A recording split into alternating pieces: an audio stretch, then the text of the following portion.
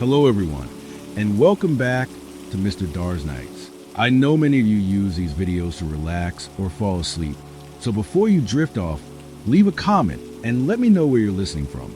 And if you're enjoying these stories, don't forget to like and subscribe. Now, let's get comfortable and begin.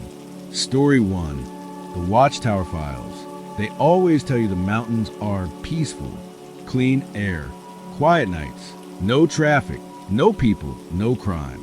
But no one tells you about the kind of silence that presses against your ears until you hear your own blood pumping like a drum. No one talks about the things that linger at the edge of that silence, things that don't need to breathe anymore. Welcome to Mr. DarXnights. And tonight's story is not just a tale. It's a file that was never supposed to be opened. A cold case that never got cold, because something was always watching, something that never left. This is The Watchtower Files. I was 6 months into my first year as a probationary officer when the department sent me up into the hills. Just a routine wellness check. The sergeant had said with a dismissive wave of his hand, like he was brushing away a fly. Outpost 9 hasn't responded to radio for a few weeks. Probably equipment failure. Go up there, check in, file a report, and head back. Easy day. But even then, there was something in his voice. Like he didn't believe what he was saying. Like he needed someone to go, but didn't want to look me in the eye while he sent me. I had no idea that Outpost 9 had been abandoned in 1992. I didn't learn that until much, much later. The drive up was long, winding, and utterly silent. The radio lost its signal half an hour into the ascent. Even the birds seemed to have stopped following me. Trees on both sides leaned like they were whispering things to each other, and the farther I went, the heavier the air felt, like the oxygen was just thinner. I reached the outpost around dusk. A squat, ugly concrete structure sitting on the edge of a cliffside. Metal fencing wrapped around perimeter, rusted and bent in places. The gate creaked open with a moan that sounded like it had been holding its breath for 30 years. I parked, grabbed my gear, and stepped inside. The moment I crossed the threshold, everything changed. The temperature dropped.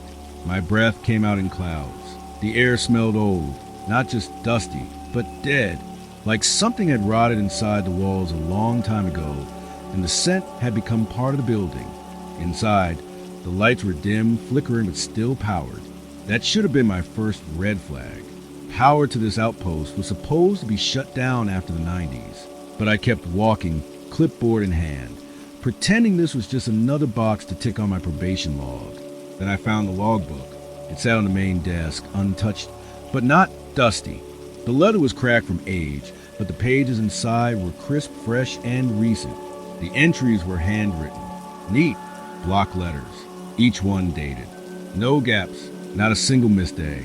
The last entry was from yesterday, 7:02 p.m. Man at the gate again, staring, doesn't blink. Don't think he's human. Door still locked. I won't open it. Not again. My fingers clench around the pen I hadn't realized I was holding. I flip back through the pages. The entries stretch back decades, all in the same handwriting, the same routine. 6:59 p.m. He's back.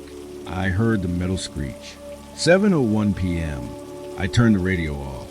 He was whispering through it. 7:05 p.m. He knows I'm alone.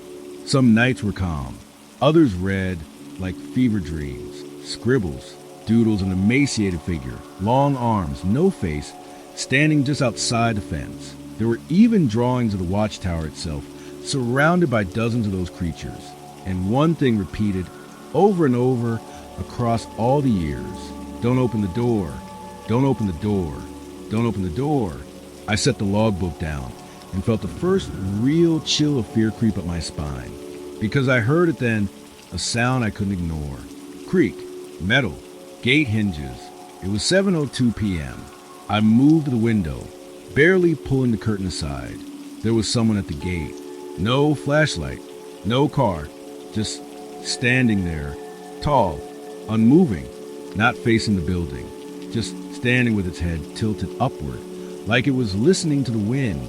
I blinked. He was now facing me. My blood turned to ice. I didn't stay at the window. Training kicked in. I stepped back, placed a hand on my sidearm, and reached for my radio.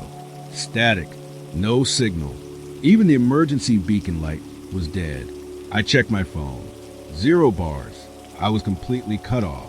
I went back to the desk and flipped through more of the logbook, heart pounding. Then I found a name, only once, written in a different ink. Officer Raymond Heller. I didn't know the name. There were no active duty officers by that name in our department. When I searched the digital database later, I found one record, terminated in 1992, listed as missing, presumed dead, yet the entries never stopped. I spent that night inside the watchtower. I locked every door, checked the perimeter twice, and sat in silence as the wind scraped against the walls. But the sounds didn't stop. Knocking, soft at first, then louder. Not at the door, at the windows. Each knock was exactly the same. 3 soft taps, a pause, then 2 more. I pressed my back to the wall, gun in hand, sweat freezing on my neck. Then the whispering began. It didn't come from outside. It came from the walls, like someone was trapped inside them, breathing, muttering, repeating the same words again and again in a voice that sounded like wet paper crumpling. You shouldn't have come. You shouldn't have come. You shouldn't have come. Sometime past midnight, the noise stopped. Everything went silent again. The kind of silence that hurt your ears. I must have dozed off for a few minutes because when I opened my eyes, the logbook was open again to the day's date, and a new entry was written in the same handwriting. New one arrived. He's watching me too now. We're both watching. I closed the book slowly, carefully, and then I felt it. Someone was behind me, not close, just there, watching. I turned. There was no one in the room, but the door to the basement was now open. I didn't go down. Not that night. I waited for daylight, packed my things, and drove back down the mountain without looking back once. When I got back, I submitted the report, left out the logbook, left out the whispers, said the place was empty, power cut, nothing of interest, standard. But I kept the name, Officer Raymond Heller, and started digging.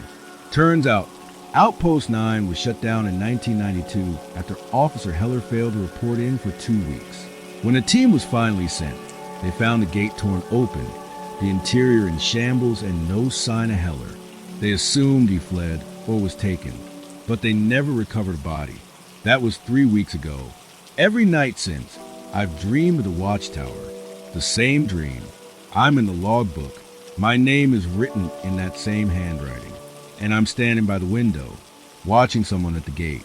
Someone who never blinks, never moves, just waits. Last night, I woke up with a start because I heard the creak of metal outside my apartment. A gate, but I don't have a gate.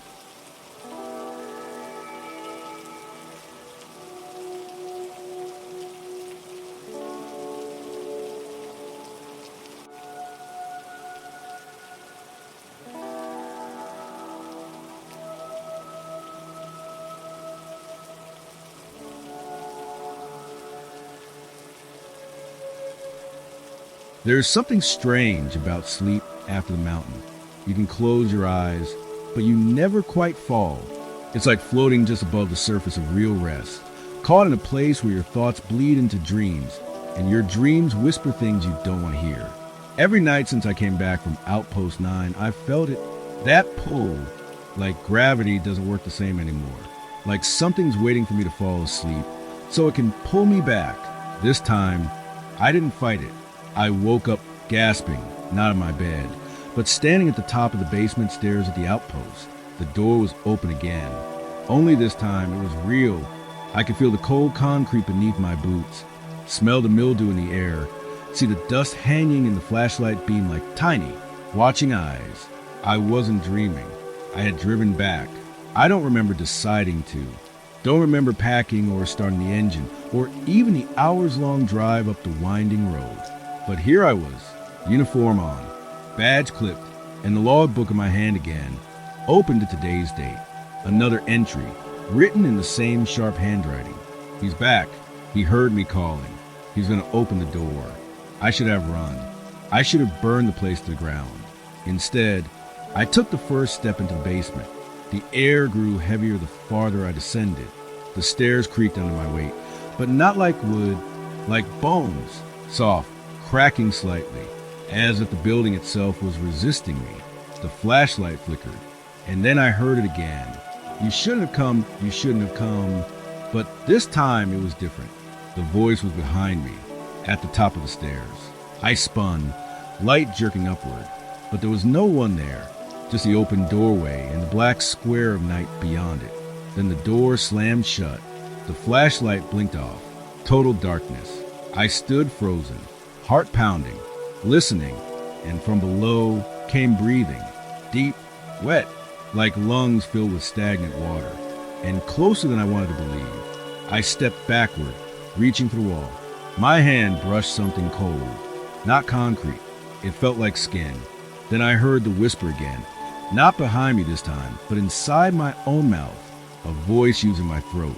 He opened it. I dropped the flashlight, scrambled up the stairs, and slammed my shoulder into the door. It didn't budge. From the darkness behind me came the sound of something crawling. Not footsteps, dragging, something long. Too many limbs, skin sliding over stone. I closed my eyes, and when I opened them, I was back in my apartment. For a second, I thought I was safe, but the logbook was sitting on my coffee table. Open, another entry written. He saw me. I showed him the truth, but he ran. They always run. I didn't write it. I swear to God I didn't, but it was in my handwriting. I started to think maybe I was losing it. Stress, isolation, hallucinations from that first night in the outpost. Maybe I dreamed the whole return trip. Maybe I never left. But then I checked my phone. Photos, dozens of them, all from inside the outpost. The desk, the basement stairs, the open door, even one at the gate, and in it, a tall figure with no face, standing just beyond the fence, watching. I tried deleting the photos. They kept reappearing. Every time I closed my gallery, they'd vanish. But when I reopened it, more would show up, slightly different angles, slightly closer. I taped the logbook shut, shoved it in the back of my closet, and tried to sleep. That night, I woke up to a voice in my room, not whispering, reading my log entry out loud. 8:11 p.m. He brought the book home. He thinks distance matters. He thinks locks work. He thinks it waits at the gate. I grabbed my gun, turned the lights on. No one was there, but the tape on the logbook had been peeled off, and there was a fresh entry written beneath the last one. 9:17 p.m. Lights don't protect. Locks don't hold. Roads only loot. I went to the department shrink the next day. Told her I was having recurring nightmares. Asked if there was any kind of medical history tied to that outpost. Old cases, previous visits. She stared at me for a long time before speaking. I was told never to send anyone up there. Her voice was calm, flat, like she rehearsed it 1,000 times. They closed that file 30 years ago, but it keeps opening itself. Every few years, someone new finds it, reads it, starts writing in it. I leaned forward. You know about the logbook? She nodded. It wrote about me once. She showed me a scar behind her ear. I burned mine, thought it was over, but you can't erase a voice once you've heard it. It waits for weakness, for loneliness, for silence. I asked her if there was a way to stop it. She didn't answer, just handed me a photo, black and white, faded, the watchtower, decades ago, and in the window, a figure, not Officer Heller, not a man, something else, too tall, limbs too long, arms wrapped around the inside of the glass, like it was trying to hold itself in.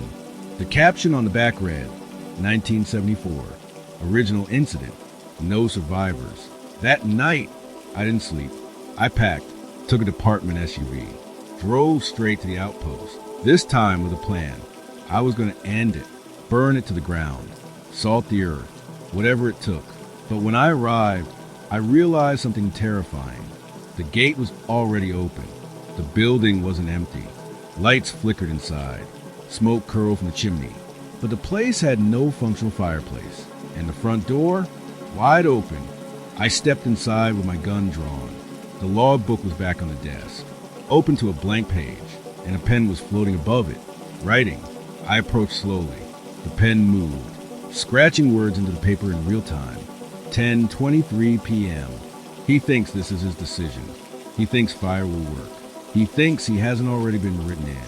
I grabbed the book, slammed it shut, but my name was etched into the cover now. Not written, etched, like it had always been there. I backed away, and then I saw the figure, standing in the corner. He wore an officer's uniform, badge long rusted, face pale and stretched, eyelids gone, lips too thin to cover teeth that were too long. He smiled, and spoke in a voice that wasn't human anymore. I stayed too long. I raised my weapon. He didn't flinch. I thought I could fight it. Warn the next one. Leave a trail. He pointed to the logbook. I wrote every night. Thought maybe one day someone would come who could leave. Then he stepped forward, closer to the light. His face was a patchwork of decades. Different skin tones, different eras, stitched together. I'm what happens when you don't stop writing. I fired. The bullet passed through him. The wall behind cracked, not from the impact, but like it breathed. He laughed, a dry, bone-crunching sound. You don't kill stories with bullets. I turned to run, but the door was gone, replaced by more walls. The window showed not the forest outside, but another room, another version of the same outpost, each slightly different. In each one, I saw a version of me, trapped, some screaming, some writing, some simply staring into the dark, waiting for the gate to creak. I blacked out. When I woke, I was back in the basement, logbook in my lap. One sentence burned into the page in ink, so dark it looked like dry blood. You open the door.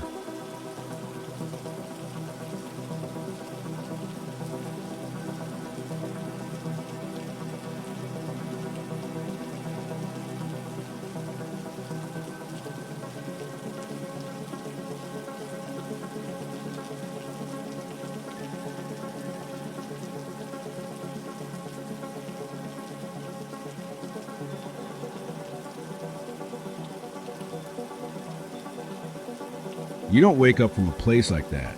You surface, slowly, as if your mind is clawing its way up through mud, dragging what's left of your soul behind it. I surfaced in my car, engine cold, logbook sitting in the passenger seat, seatbelt wrapped around it like it needed protection, like I had buckled it in for safety.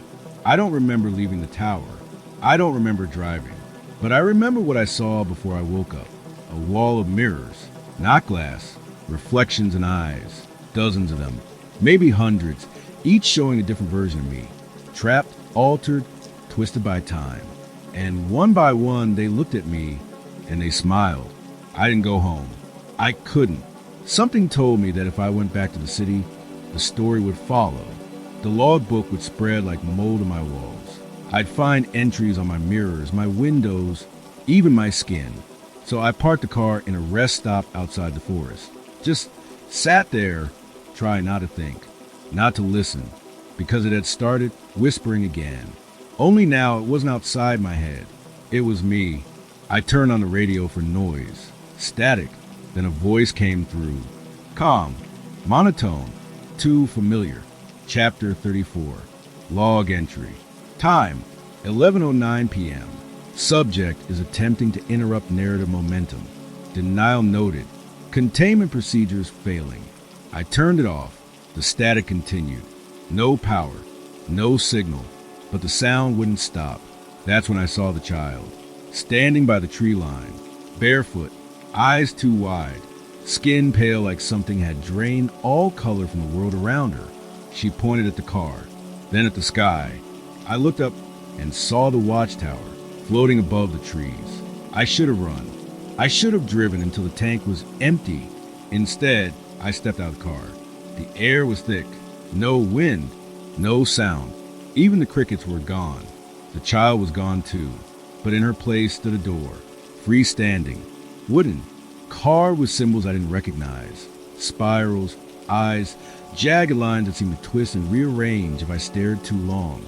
And behind the door, I could hear footsteps, not human, wet, crawling, slithering. I opened it and found myself in the basement again, but not the one I knew. This one went deeper, I descended. The walls here pulsed, like veins, bloodless, breathing. Each step took me further away from what I thought was real. Time stopped meaning anything. The flashlight didn't run out because I wasn't holding one anymore.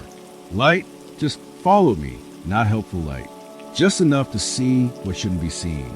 At the bottom, the corridor forked. One path led to a metal door with no handle, the other to an old locker room. Rusted, mildew thick in the air. I chose the locker room because I heard my own voice calling from inside. The tiles were slick. My footprints didn't match the ones on the floor. They were already there, waiting for mine to align. I turned a corner and saw myself sitting on a bench, back turned, speaking quietly to no one, or maybe to everything.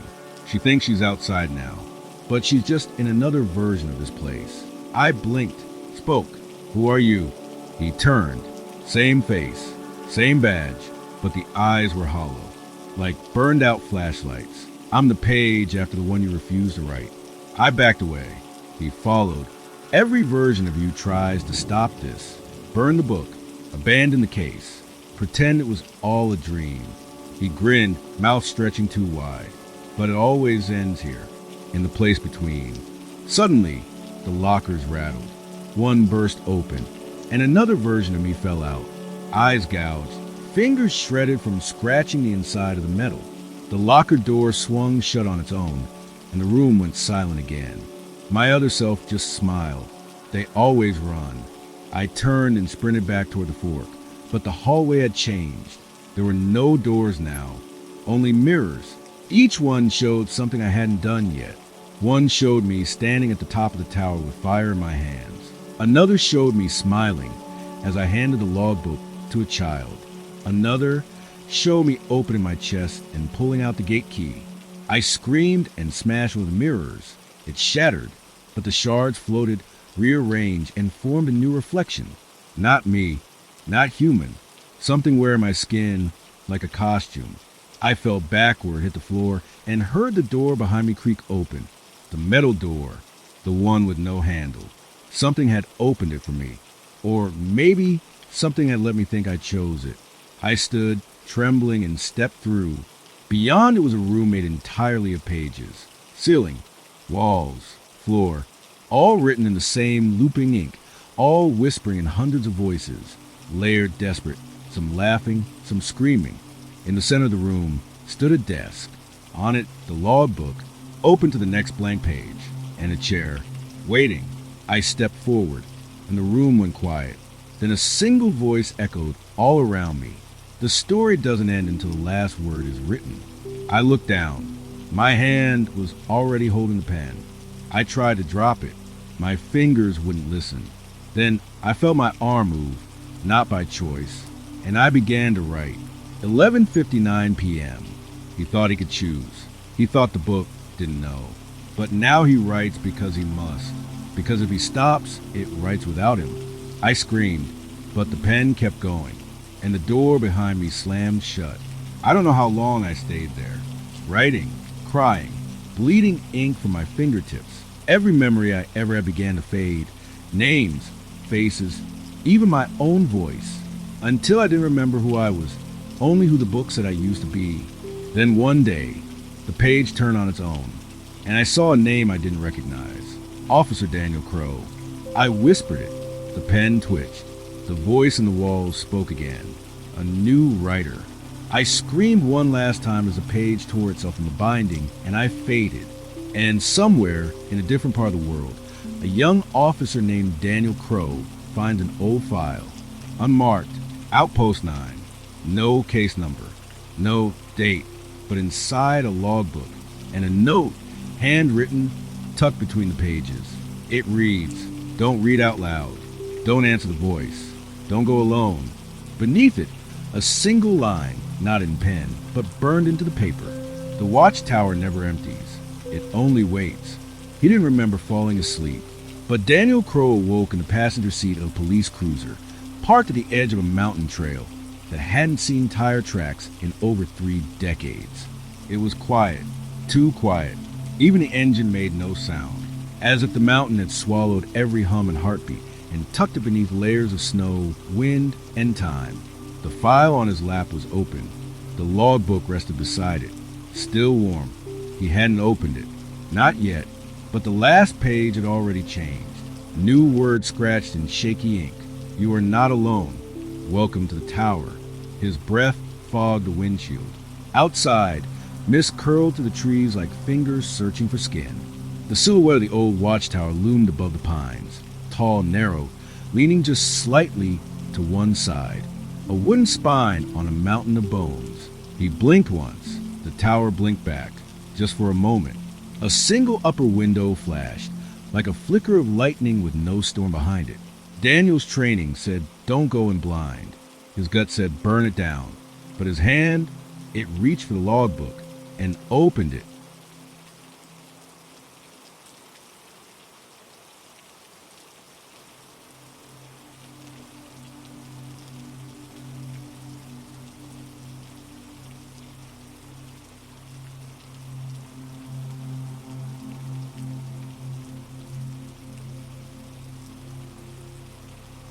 Page 1 was blank. Then, as if breathing, ink bled from the paper like sweat from skin. A sentence formed slowly. You've already climbed the stairs. You just haven't caught up yet. He snapped the book shut, but the words were already inside his head, echoing like a memory he didn't own. Daniel shoved the file into his coat, stepped out of the cruiser, and faced the trees. The trail wasn't marked, but his feet seemed to know where to go. Like someone else had walked this exact path before and left him behind. The tower door stood slightly open. No handle, no lock, just a creak like a slow inhale as he pushed it wide enough to enter. The scent hit first, dust, iron, and something foul, like meat left too long in a freezer. The inside was worse than the photos. Rotting stairs spiraled upward into shadow. Moss-covered walls lined with torn maps and outdated radio schematics. A single bulb dangled above, flickering even though no power should have been running. And beside it, a radio, on, crackling, waiting. Daniel stepped forward. The bulb steadied. The logbook buzzed in his coat, like a phone vibrating with a call he shouldn't answer. He ignored it, sat in the old rusted chair, clicked the transmitter. Crow, Daniel. Rookie Patrol dispatched to Recon Outpost 9. Copy. Static. Then... which one are you? He blinked. Say again. You're not the first, but maybe you'll be the last. Or maybe... The voice glitched, twisted, until it sounded exactly like his own. Maybe you're already in the book. Daniel stood. The stairwell loomed behind him now. Each step groaned with age, dust floating in thick ribbons from the darkness above. As he climbed, the temperature dropped. His flashlight flickered, then failed.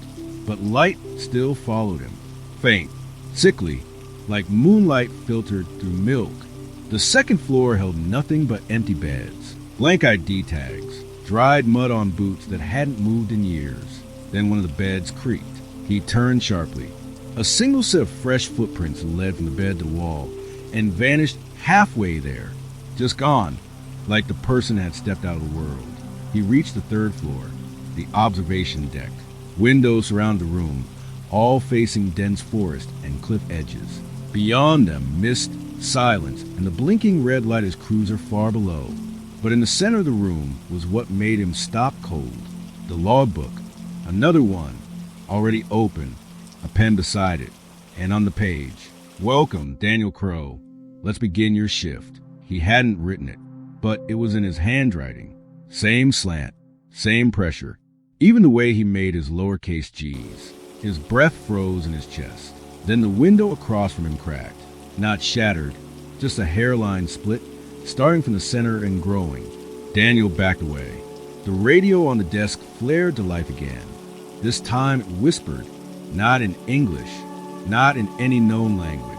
It sounded like bone tapping glass, like what cloth dragged over a dying man's breath. Then a phrase he recognized. Someone is at the gate. He looked down the hill. The gate was rusted, buried in vines, but it was there, and someone was standing just outside it, motionless, staring up. From this far, it could have been a trick of the fog, but Daniel knew it was himself. He blinked. The figure was gone, But a knock echoed behind him, from the stairs. Knock, knock, then another knock, from the ceiling, and another, from inside the walls. He ran, down 2 flights in seconds, boots hammering old wood, heart racing against something unseen. But when he hit the ground floor, the door was gone, vanished. Only the wall remained, solid, cold, marked with fresh ink. Shift begins when the past ends, but you brought the past with you. The room tilted. He fell to one knee. The logbook, his copy, slipped from his coat and landed open. This time, the pages flipped themselves. Each one showed memories that weren't his. A man losing his mind on the 3rd night. A woman who walked into the woods and never stopped. An officer who answered a knock and found himself on the other side of the door, still knocking forever. He screamed. The tower groaned in reply. And the whisper came again, this time inside his skull. You're not reading the book. You're writing it. Then everything stopped. The walls sighed. The lights died. And a man stepped from the shadows of the stairwell. Uniform, badge, face almost human. Almost. His mouth didn't move when he spoke. But the words were everywhere. I stayed too long, it said. I answered the gate. I let them in. Daniel backed away. Were you? The figure stepped closer. I was the writer before you. He smiled, and Daniel saw teeth where there shouldn't be teeth. And now it's your turn. Daniel ran again. Not up, not down. Sideways, into a hallway that shouldn't exist, stretching where the tool closet had once been. The walls here weren't wood. They were paper. Dozens of pages blank, except for one word repeating. Right, right, right. He ran until the hallway twisted into itself. He turned a corner and found a room with no exits. Just a table, a chair, and a mirror. He looked into it. It didn't show him. It showed a tower floating in black. It showed versions of him, stuck in other loops. It showed a child standing at a gate, holding the logbook in her tiny hands, smiling with eyes made of shadow. Then the mirror cracked, just like the window had, and from behind the glass, something smiled back. A long hand reached out of the mirror. Not flesh, not bone, ink, living ink, shaped like a man, moving like smoke in a bottle. It touched Daniel's chest and whispered, Chapter 4, the writer accepts his place. Daniel screamed. The tower screamed with him. Then silence, darkness, and the final page of the logbook filled in on its own. Daniel Crow entered the tower. He read the files. He saw himself from outside. He tried to run. He failed. He is now the voice on the radio. He will warn no one, because the tower doesn't let you speak truth. It only lets you repeat what it wants to hear. Back in the forest, a new rookie steps from a vehicle. Assigned to Outpost 9. The radio flickers to life.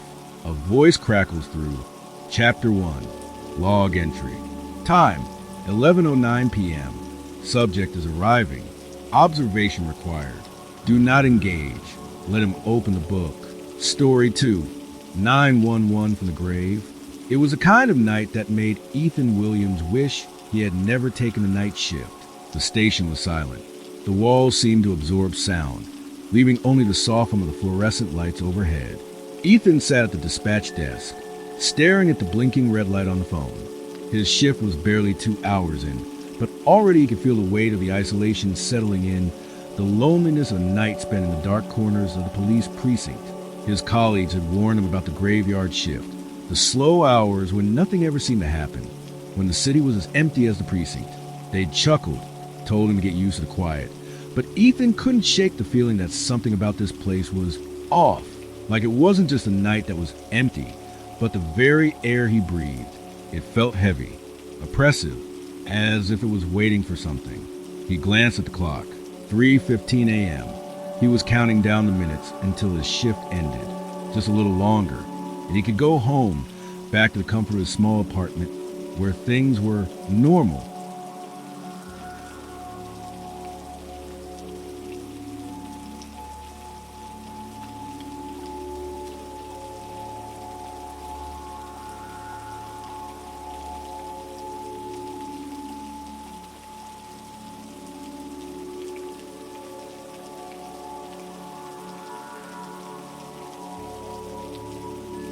But something inside told him this night wouldn't be like the others. It came at 3:17 a.m., as it always did. The phone rang, but it wasn't the usual sound of a calm, collected emergency call. This time it was different. The ringing felt urgent, distorted, as if something was trying to force its way through the static. Ethan's hand hesitated above the receiver. His heart raced as he picked it up. 911, what's your emergency? His voice was steady, practiced, but inside his stomach twisted. There was a long pause, followed by a faint, raspy whisper. It was barely audible, just a soft murmur that sent a chill crawling up his spine. He's still here. Ethan frowned, his eyes darting to the call display. There was nothing on the screen but the words, unknown number. The static on the line crackled, as if the speaker was far away, but it wasn't the kind of static you'd expect from a bad connection. It was otherworldly, cold, heavy. The voice continued, but it was weaker this time. He never left. Ethan felt a cold shiver crawl down his spine. He was used to strange calls, to people in distress, but this was something else entirely. Something wrong. Sir, can you tell me where you are? He asked, trying to steady his nerves, trying to push through the dread that was starting to curl around his throat. The only response was a long, drawn-out exhale, like the person on the other end was struggling to breathe. Ethan swallowed hard, tapping the keyboard to try and trace the call. His fingers flew over the keys, but no matter what he did, the information on the screen stayed blank. There was nothing to trace. No location. No name. Just static. He's still here. The voice repeated again, quieter now, fading as if it were being pulled away by some unseen force. Sir, can you hear me? Ethan's voice rose slightly in volume. He didn't know why. Maybe he was trying to make sense of it all. Maybe it was just the feeling of the phone growing heavier in his hand, like it was pulling him into the darkness on the other end. And then nothing. Just silence. The line went dead. Ethan stared at the phone for a moment, his mind racing. That call, there was something about it. He couldn't explain it, but he had a feeling, no, a certainty, that he would never forget it. His breath caught in his throat, and he quickly checked the phone system, his hand shaking slightly as he pressed a button for the call log. The screen blinked, then flickered. The number was still unknown. The next few minutes were uneventful, the kind of uneventful that felt wrong, unsettling. Ethan leaned back in his chair, rubbing his temples as if trying to erase the lingering feeling from his mind. He told himself that it was just a prank call, some sick joke from someone trying to mess with a rookie. It wasn't real. It couldn't be, right? But the hairs on the back of his neck didn't care about logic. They stood up straight, prickling with unease. There was something about that voice, something familiar, like a memory just beyond reach. The phone rang again. This time, Ethan didn't hesitate. He picked it up immediately, his pulse thundering in his ears. 911, what's your emergency? The voice came through again, distorted but clearer this time. He's still here. He never left. Ethan's grip tightened around the receiver. His throat went dry as he tried to steady his voice. Sir, I need you to. But the call cut off before he could finish. No warning. No goodbye. Just the sound of silence and static. This time, Ethan felt his stomach twist painfully. The feeling that crawled under his skin earlier was now gnawing at him, clawing deeper. He quickly typed the number into the system. Same result as before. Unknown. His heart pounded in his chest. He tried to calm himself, tried to remind himself that it could still be a prank. But this time, there was something different. The fear was real. He could feel it in his bones. It wasn't just a random call. Whoever or whatever was calling, they wanted something. And every time the phone rang, Ethan felt like he was getting closer to something he couldn't explain. Something terrible. The next morning, Ethan was still shaken. The sun was up, the station was busier, but the haunting memory of those calls refused to leave him. He made his way to the break room, trying to shake off the feeling of dread that had followed him all night. Hey, rookie! One of the officers, Jason, greeted him with a grin. How's the graveyard shift treating you? Ethan tried to smile, but it felt forced. Same as usual, he said, but his voice was tight. Jason raised an eyebrow. You don't look so sure about that. You okay? Ethan nodded quickly, but the unease gnawed at him. He wasn't sure if he could even explain what had happened to Jason. How could he? It all sounded insane. The voice, the calls, the whispering. "Yeah, I'm fine," he muttered. Jason shrugged. "Well, don't let it get to you. Graveyard shifts mess with your head. Just part of the job. It'll pass." Ethan wasn't so sure. In fact, he wasn't sure about anything anymore. The calls, the strange, haunting voice, the way it felt like it was coming from inside the building, the words repeated in his mind, over and over again, like a broken record. He's still here. He never left. That night, Ethan returned to his desk, the weight of the previous night hanging over him like a dark cloud. He wasn't looking forward to another long shift, but he steeled himself, determined to get through it. He wasn't going to let one strange call mess with his head. At 3:17 a.m., the phone rang again. Ethan's hand trembled as he reached for it, his breath catching in his chest. He couldn't explain why, but part of him feared picking up the receiver, as if something terrible would happen if he answered. But he had no choice. This was his job. 911, what's your emergency? The voice came through, weak but clear. He's still here. Ethan's blood ran cold as the words echoed through the line. This wasn't just another call. This was something worse. The voice continued, and in the background, Ethan swore he could hear footsteps, slow, deliberate steps, getting closer. Before he could react, the line went dead again. And in that moment, Ethan knew that whatever was happening, it was far from over. Something had been awakened, something waiting, something that had never left. The calls didn't stop, and neither did the fear.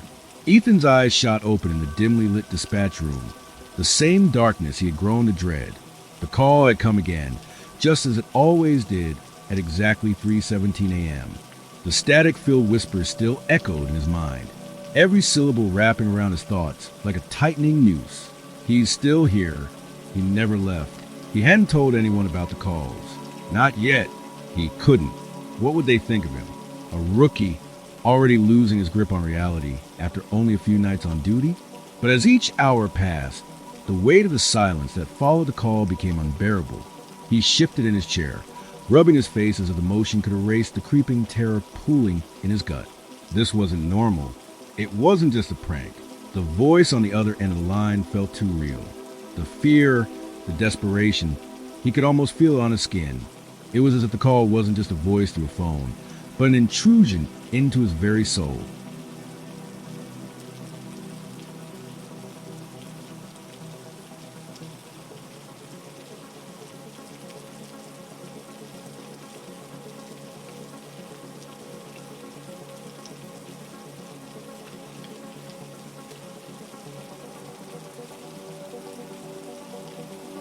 He's still here. He never left. The words had repeated twice now. But who was he? Who was this man they were talking about? The more Ethan thought about it, the more unsettling it became. The first time the call came through, it had been just a distorted whisper, nothing concrete to latch onto. But the second time, it was more precise, more deliberate. The words were spoken with a chilling clarity, like a warning from a world beyond his own. The second time, he had tried to trace the call, but the system had returned nothing. Blank. Empty. There was no location. No traceable source. How was that even possible? Every 911 call should leave some kind of data, even if it was an unknown number. It made no sense. The clock on the wall read 2:55 a.m. Time had slipped away so quickly, Ethan hadn't even realized he'd been sitting in this chair for hours, lost in his thoughts. He wasn't sure how to handle the growing dread pressing against his chest, but he knew he couldn't stay still for much longer. The precinct was quiet, too quiet. The occasional shuffle of an officer in the hallway, the clink of a coffee mug against the counter, but nothing more. The absence of noise of life was suffocating. He wondered if anyone else had heard the whispers, if they, too, were feeling the weight of something wrong in the air. With a heavy sigh, Ethan stood and walked over to the precinct's records. The old, dusty file cabinets loomed in the corner of the room, almost like they were waiting for him to approach. The faint scent of mildew clung to the pages inside them. He wasn't even sure why he was going through records, He wasn't supposed to be digging into unsolved cases or police history. But something in him needed to know more about the officer whose voice had called out to him from beyond the grave. The file he pulled was thick, dated, worn at the edges. It had a single name stamped on the front, Travis Miles. Ethan felt an uncomfortable jolt in his chest when he read the name. It didn't mean anything to him, not at first, but something about it made his fingers hesitate over the edges of the file. It felt familiar. Inside, the pages detailed Officer Miles' career, routine, uneventful, or so it seemed, until the night of his death. Travis Miles had been on duty for the 3 a.m. shift. His call had been routine too, until he was sent to check out a nearby abandoned warehouse. The report was vague, too vague to provide any real answers. The only detail that stuck out was a cryptic line. Never made it back. Miles had gone missing that night. His body was never found. The case went cold. Ethan read the file twice, 3 times. His stomach twisted with each pass. He knew something was off. He felt it. The last page of the file contained a photo. It was grainy, taken years ago with an old Polaroid camera. There, standing among a group of officers, was Travis Miles. He had the face of someone who lived a full life, young, clean-shaven, and wearing the confident smile of a man proud to serve his city. His eyes, however, told a different story. There was something haunting about them, something that made Ethan want to look away. But the thing that really caught Ethan's eye was the time and date on the file, the date of Miles's disappearance, April 15, 1992. The hairs on the back of Ethan's neck stood up. This was the same night the calls had begun. This was the same time. At exactly 3:17 a.m., the phone rang again. Ethan's breath caught his throat as he grabbed the receiver, the weight of dread pressing down on his chest. There was no time to prepare himself this time. He knew it would come again. He had known from the very first whisper. 911, what's your emergency? His voice was flat, but it betrayed his nerves, the subtle tremor in his words. The voice on the other end was weak, distorted, like a whisper through a veil of static. He's still here. Ethan's pulse quickened, his eyes darting to the clock on the wall. 3:17 a.m. He's still here. He never left. Ethan's fingers hovered over the keyboard, trying once again to trace the call. The system responded with the same chilling result as the first time. Unknown number. But this time, something was different. The static on the line began to shift, a low rumble that seemed to come from deep within the walls. Ethan's heart pounded harder. Was it coming from inside the building? His gaze flicked nervously around the room, his senses heightened to an almost unbearable degree. The sound grew louder, more insistent, and then, faintly through the static, he heard something else, a soft, scraping noise, like footsteps dragging slowly across the floor. Ethan froze. His fingers clutched the receiver tighter, his knuckles turning white. For a split second, he thought he saw something moving at the far end of the dispatch room. A shadow, a figure, flickering in the corner of his vision. He blinked, and it was gone. But he couldn't shake the feeling that something was there, something watching him. Before he could react, the line went dead. The silence that followed was deafening. Ethan slowly placed the receiver back on the hook, his mind racing, his body tense. The air in the room felt thick, suffocating. For the first time in his life, he felt completely, utterly alone. He turned to look at the clock again. It was now 3:20 a.m. Had it only been a few seconds? Or had it been longer? He wasn't sure. But one thing was certain. He wasn't alone anymore. And whatever was calling at 3:17 a.m. was not going to let him forget it. The rest of the shift passed in a blur of silence and growing paranoia. Ethan couldn't concentrate. His mind kept replaying the events over and over again. The whispers, the dragging footsteps, the shadow that wasn't supposed to be there. But there were no more calls. Nothing out of the ordinary. It was as if the night was trying to lull him into a false sense of calm. But Ethan knew better. The worst part? No one else seemed to notice. He went to his fellow officers, asking if they'd heard anything strange. But they all looked at him as though he were imagining things. They'd chuckle, tell him it was just the isolation of the night shift getting to him, and send him back to his post. But Ethan knew what he had heard. He wasn't crazy. And that thing, whatever it was, was still out there, waiting. As his shift drew to a close, Ethan walked out of the dispatch room, every nerve of his body on edge.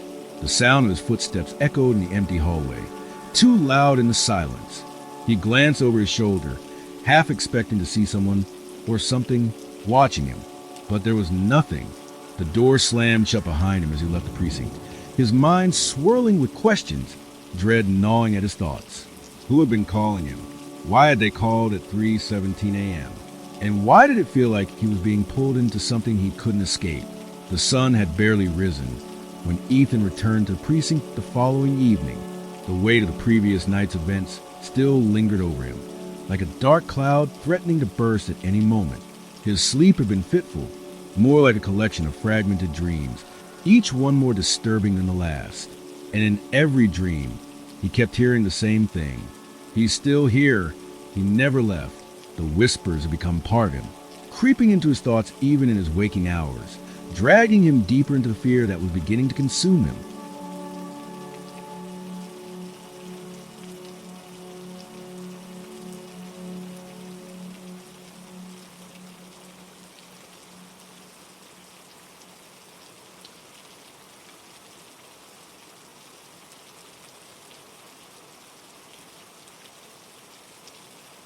As he walked to the precinct's front door, the familiar sights of the building offered no comfort. The empty halls stretched out in front of him, quiet and lifeless. The sound of his footsteps echoed in the long corridor, unnaturally loud in the silence. No one was here yet. The graveyard shift hadn't fully begun. Ethan shuffled over to the dispatch desk, his eyes scanning the room for any sign of reassurance, anything to give him a sense of normalcy. But the dim light, the worn chairs, and the stale air only seemed to amplify his anxiety. The phone on the desk sat there, still and silent. For a moment, it almost felt like it was waiting for him, daring him to reach out and pick it up. But Ethan's hand hovered above it, unsure if he was ready to face whatever would come next. Just then, his phone buzzed, breaking the stillness. It was a text message from an unknown number. "He's not gone. You're next." His breath caught in his throat. It was him. The voice, the ghost from the 911 calls. Ethan's heart raced as he read the message again, trying to make sense of it. But there were no answers, only more questions. Who was this? Why were they targeting him? And why did it feel like he was being drawn into something far larger than he could possibly comprehend? Shaking, he turned to the computer and began searching through the precinct's records again. He was determined to find something, anything, that could explain what was happening, something that would help him make sense of the nightmare he was trapped in. This time, Ethan found something different, a reference to an old case, a police officer named Travis Miles. The name was like a lightning bolt to his memory, instantly recalling the file he had found the previous night. Travis Miles had been the officer who vanished, who had disappeared without a trace all those years ago. But there was more to the case than he had realized. The file contained a report from the officer who had been assigned to look into the case. His name was Officer Mark Davis, and in the report, Davis had written that he had received an anonymous tip just days before Travis Miles' disappearance. The tip claimed that Miles had stumbled onto something dangerous, something dark and terrifying, and that whoever had been behind it would stop at nothing to protect their secret. But that wasn't the most chilling part of the report. It was what Officer Davis had written at the very end of the document. "I can't shake the feeling that Miles is still out there, watching us. He's not gone. He never left."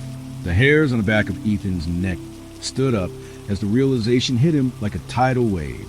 Officer Davis had written the same thing that the ghostly voice had whispered to him. The same exact words. He wasn't sure what to do with this information. Was it just another coincidence? Or was it a warning? Ethan didn't know, but the unease inside him grew with every passing second. He was caught in a web of something far more sinister than he could have ever imagined. The phone rang again, jolting him from his thoughts. It was 3:17 a.m. Ethan's hand trembled as he picked up the receiver. His heart pounded in his chest, the familiar sense of dread washing over him. 911, what's your emergency? His voice was calm, but the nervous edge was undeniable.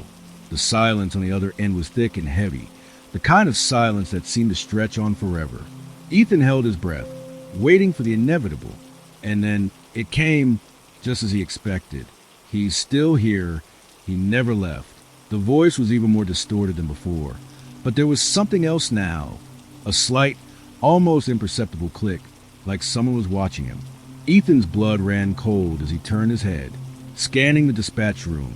There was no one there, but he could feel it. That feeling, the one that crawled under your skin and whispered that you weren't truly alone. He quickly pulled up the call tracing system, but once again, the number was untraceable.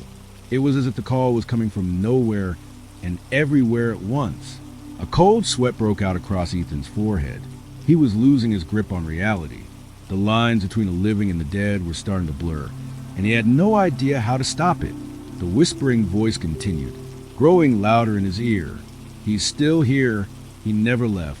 Ethan's hands were shaking now, his fingers desperately searching through the records again, trying to find anything that could explain what was happening. His eyes locked onto the name he had seen before, Travis Miles. His pulse quickened as he clicked open the case file, his breath catching in his throat. This time, there was a new entry at the bottom of the file, a handwritten note from Officer Davis, dated just days before his death. Miles is back. I don't know how, but he's here, and he's watching. I've seen him in the shadows. He's not the same, but it's him. I swear it. Ethan's heart skipped a beat. He wasn't sure he was reading the words of a man on the edge of madness, or if they were a chilling prediction of what was happening now.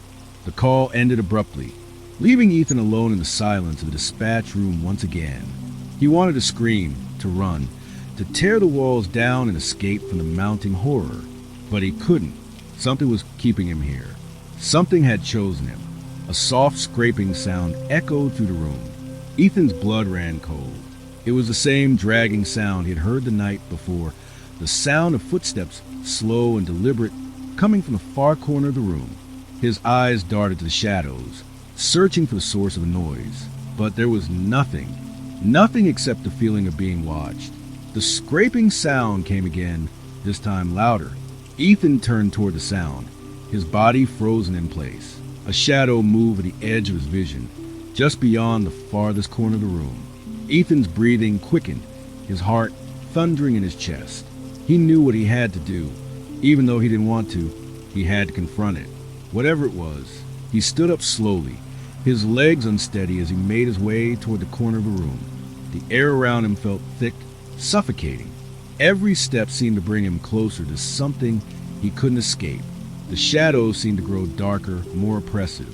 And then, just as he reached the corner, the scraping sound stopped. A voice whispered in his ear, so close it felt like it was inside his mind. He's still here. He never left. Ethan spun around, his eyes wild with fear, but there was no one there. Nothing but the suffocating silence that followed, and the overwhelming feeling that he had just crossed a line he couldn't return from.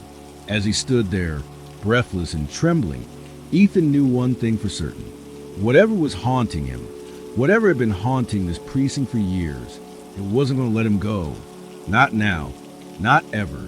Ethan sat in his squad car, parked in front of the precinct, the dark night surrounding him like a suffocating blanket. His hands gripped the steering wheel, so tightly his knuckles were white. He stared blankly at the quiet building before him, the usual bustle of the precinct now replaced with an unsettling silence. The oppressive weight of fear hung over him like a shadow, one that refused to release its grip. The phone call had come again, but this time it had been different. The voice, distorted, twisted, almost unrecognizable, had said something new. He's watching you now, Ethan. You can't hide.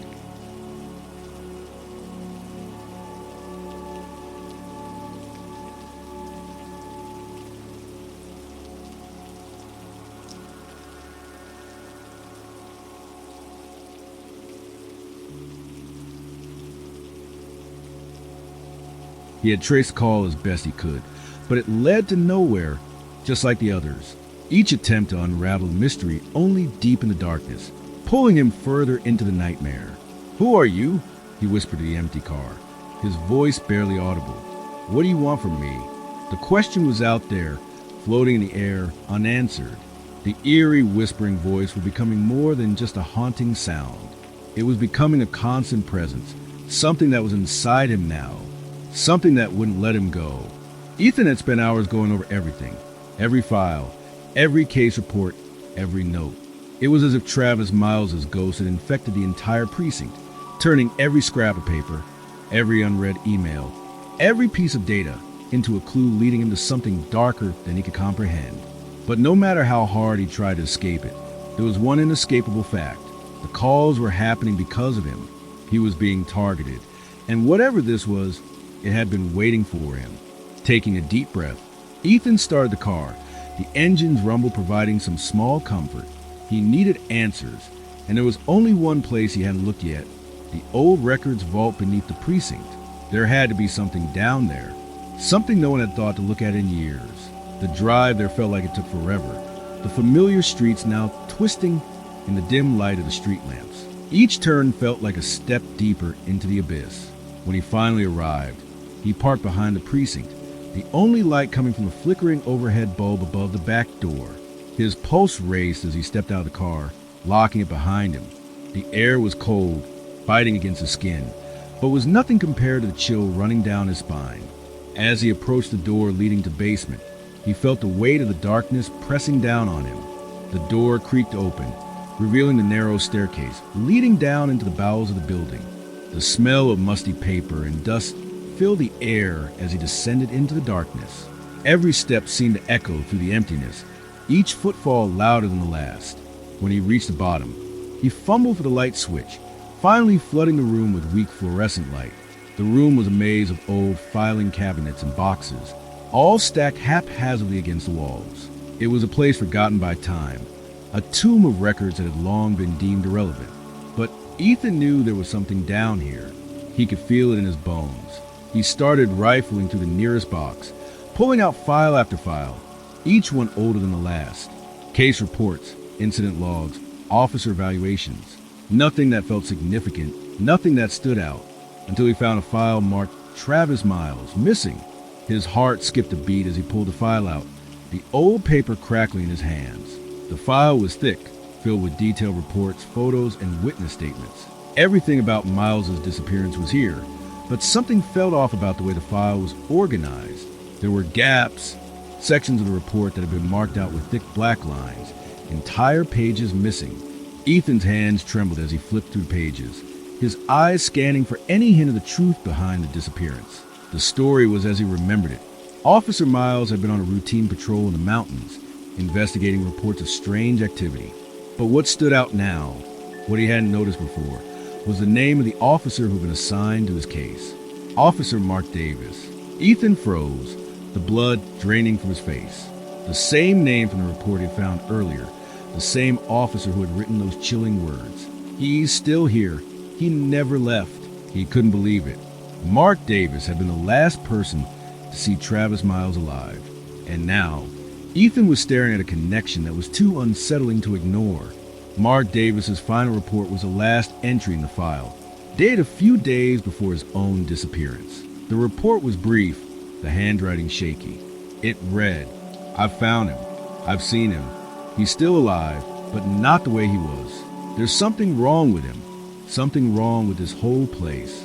I'm not sure how to explain it, but I know this. We're not supposed to be here. And whatever happened to Travis, it's going to happen to me too." Ethan's heart raced as he read the final words, his hands beginning to sweat. The report ended abruptly, with no further explanation. There was nothing else, just the eerie silence of the room and the growing sense of dread creeping back into his mind. The air in the basement grew colder, and Ethan felt a shift in the atmosphere. He wasn't alone. He turned quickly, his eyes scanning the dark corners of the basement, but there was nothing. The light flickered above him, casting strange shadows across the room. Then he heard it, a soft, scraping sound. Ethan's breath caught in his throat. It was the same sound that had haunted him since the first call. The sound of footsteps dragging slowly, deliberately. But this time it wasn't just a noise. This time it was coming closer. His eyes darted toward the filing cabinets, his pulse quickening as the scraping grew louder. His body tensed, and he knew he had to get out. Now, Ethan turned to leave, but as he reached the door, It slammed shut on its own with a deafening bang. His heart pounded in his chest as he backed away, his hand fumbling for his flashlight. The scraping sound grew louder, coming from all sides now, from the shelves, from the darkness, from the walls themselves. It was everywhere. A whisper, soft and low, echoed in his ears. He's still here, he never left.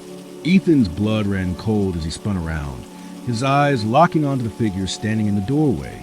It was him, the officer who had gone missing, the one who had been lost in the darkness. But Travis Miles wasn't the same.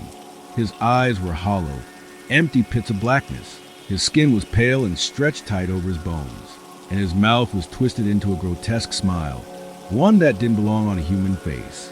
"You can't escape," the figure whispered. Ethan's breath caught in his throat as he stumbled backward, his heart racing, his mind screaming at him to run. But the darkness had already closed in, and there was nowhere to hide. Not anymore. The last thing Ethan saw before everything went black was a shadow of the figure lunging toward him. Story 3. The Murder Tape Room. It was a quiet, somber evening at the precinct. The kind of night with a hum of fluorescent lights and the ticking of the wall clock were the only sounds filling the stale air. The rest of the officers had gone home for the night, leaving the building shrouded in an eerie calm. Inside the police department's archive room, dust lay thick over the shelves, and the smell of aged paper lingered in the stale air. It was an old building with layers of history hidden in its dark corners. Most of the cases were from decades ago, forgotten by all but the ghosts of the past. Ajay was a trainee, fresh out of the academy. He had been assigned a night shift, tasked with organizing old evidence tapes that were stored in the department's archive room. His mentor, Officer Singh, had handed him the keys to the room with little more than a grunt.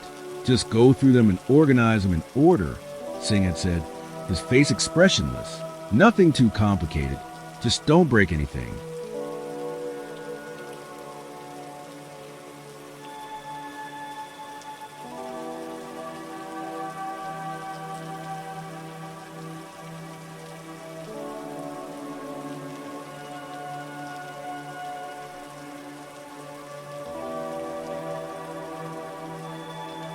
Ajay had nodded, a little unsure what to expect.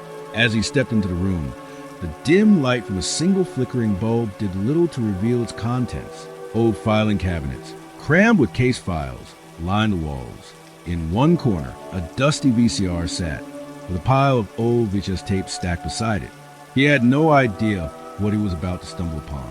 With a sense of duty, Ajay began sorting through the tapes. Each one was labeled with faded handwriting, some barely legible. Most of them were years old, some even decades. There were tapes of old interviews, surveillance footage, and evidence from crime scenes. The kind of mundane work he had expected. But then, buried beneath the pile, Ajay found something strange, an unlabeled tape. It wasn't in the usual plastic casing. Instead, it was wrapped in plain, black duct tape, with a strange, cryptic marking on it. No case file had been attached to it.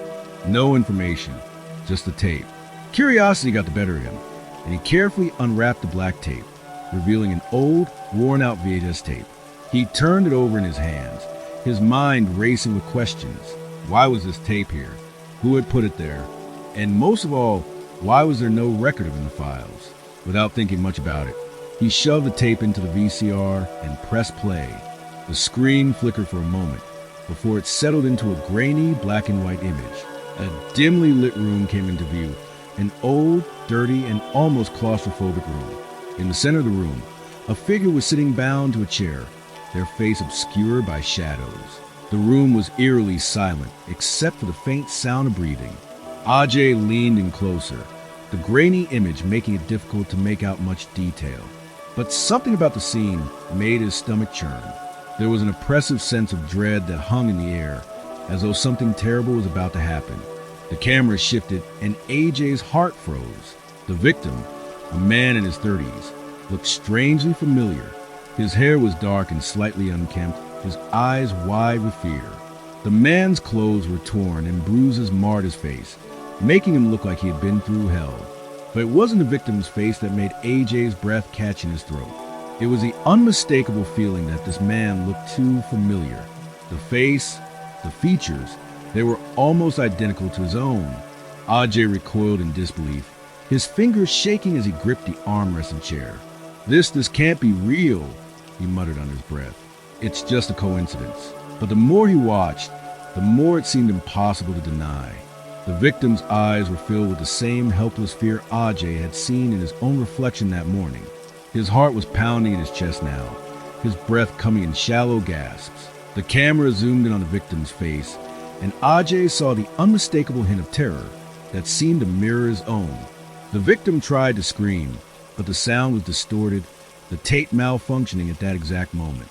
The next part of the video was chilling. The camera's angle shifted again, and Ajay could make out the figure of a man standing in front of the victim, holding a knife in his hand. The victim's eyes locked onto the man with a look of desperation. A voice, distorted and low, could barely be heard, but it was unmistakable. A command, perhaps, or a statement. Ajay felt his blood run cold. The voice sounded like it came from someone he knew, someone he should have known. The knife gleamed in the dim light as it was raised. Ajay's breath hitched, and his hands began to sweat. He couldn't look away, and then the screen went dark. Ajay sat there for several moments, unable to move. The images on the screen lingered in his mind. Those eyes, that face, his face. But he couldn't process it. It didn't make sense. He stared at the blank screen in front of him, his mind racing. What was this tape? Why was it here? And why had it shown him something so horrifyingly personal? His thoughts were interrupted by the sudden click of the VCR stopping. The room was eerily silent now, as though the strange tape had sucked all the life out of the room.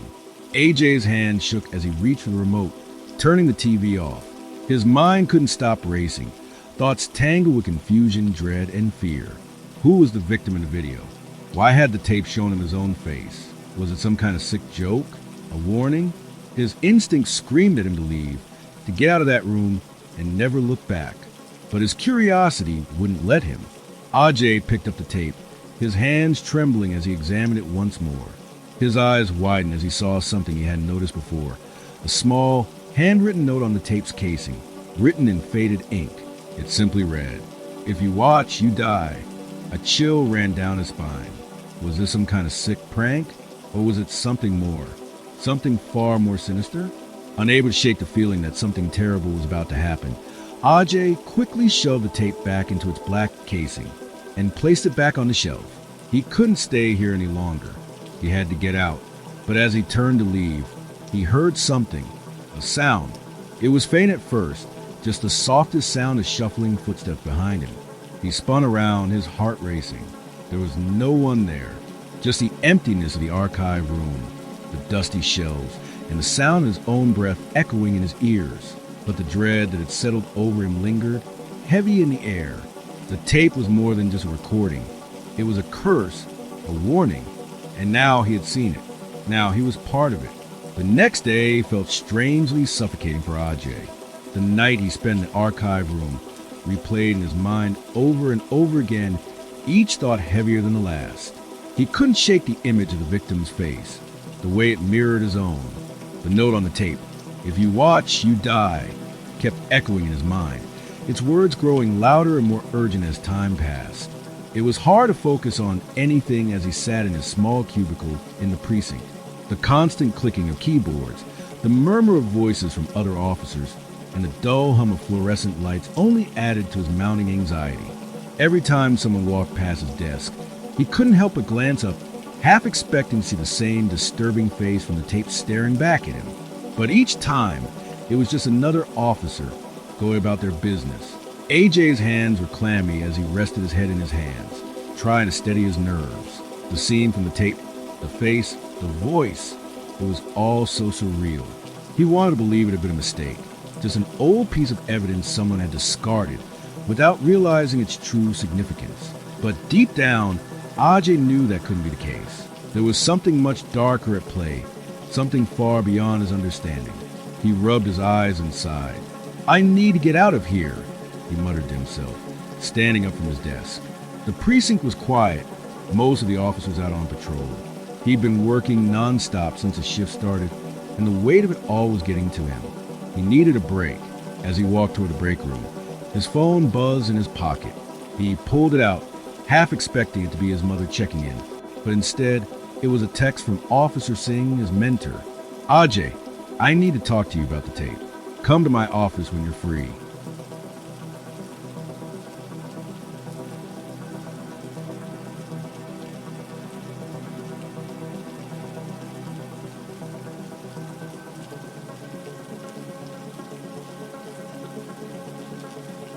A shiver ran down AJ's spine. His stomach twisted with dread. The message was simple, but something about it felt off. Why did Singh want to talk to him about the tape? Had someone else seen it? Had Singh already figured out what happened in the archive room? Ajay quickly walked to Singh's office, his thoughts racing. He knocked on the door before entering. Come in, Singh's voice called from inside. Ajay stepped into the room, the door creaking shut behind him. Singh was sitting at his desk, staring at something on his computer screen. His face was tense, his brow furrowed in thought. Ajay noticed the room was unusually quiet, and Singh didn't even look up as he spoke. I was expecting you, Ajay, Singh said, his voice low. Ajay swallowed hard, trying to steady his breathing. Sir, you want to talk about the tape? Singh didn't answer right away. Instead, he clicked on the mouse a few times and turned his chair to face Ajay. His eyes were cold, like they were hiding something, but there was also an air of concern about him. I know you saw it, Singh said finally, his tone flat. I know you saw the tape in the archive room. AJ's heart skipped a beat. He felt his throat tighten, a knot of fear lodging itself in his chest. He couldn't deny it now. He couldn't pretend it hadn't happened. Yes, sir, Ajay replied, his voice barely above a whisper.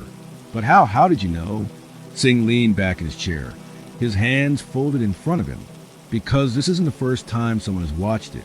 And every time someone does, something happens. His voice dropped lower, as if the words were difficult to say. Ajay, there's a curse attached to that tape.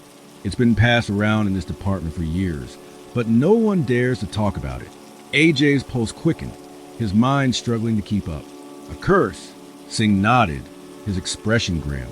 The tape you watched, it's no ordinary piece of evidence. It's something darker. It's connected to a series of unexplained disappearances in the precinct. Officers who watched the tape, officers just like you, disappear without a trace. AJ's blood ran cold. He could barely process the words coming from Singh's mouth. Disappearances? What do you mean? What happened to them? Singh hesitated, looking out the window for a moment as if the weight of his next words was too much to bear. It all started years ago, before you were even born.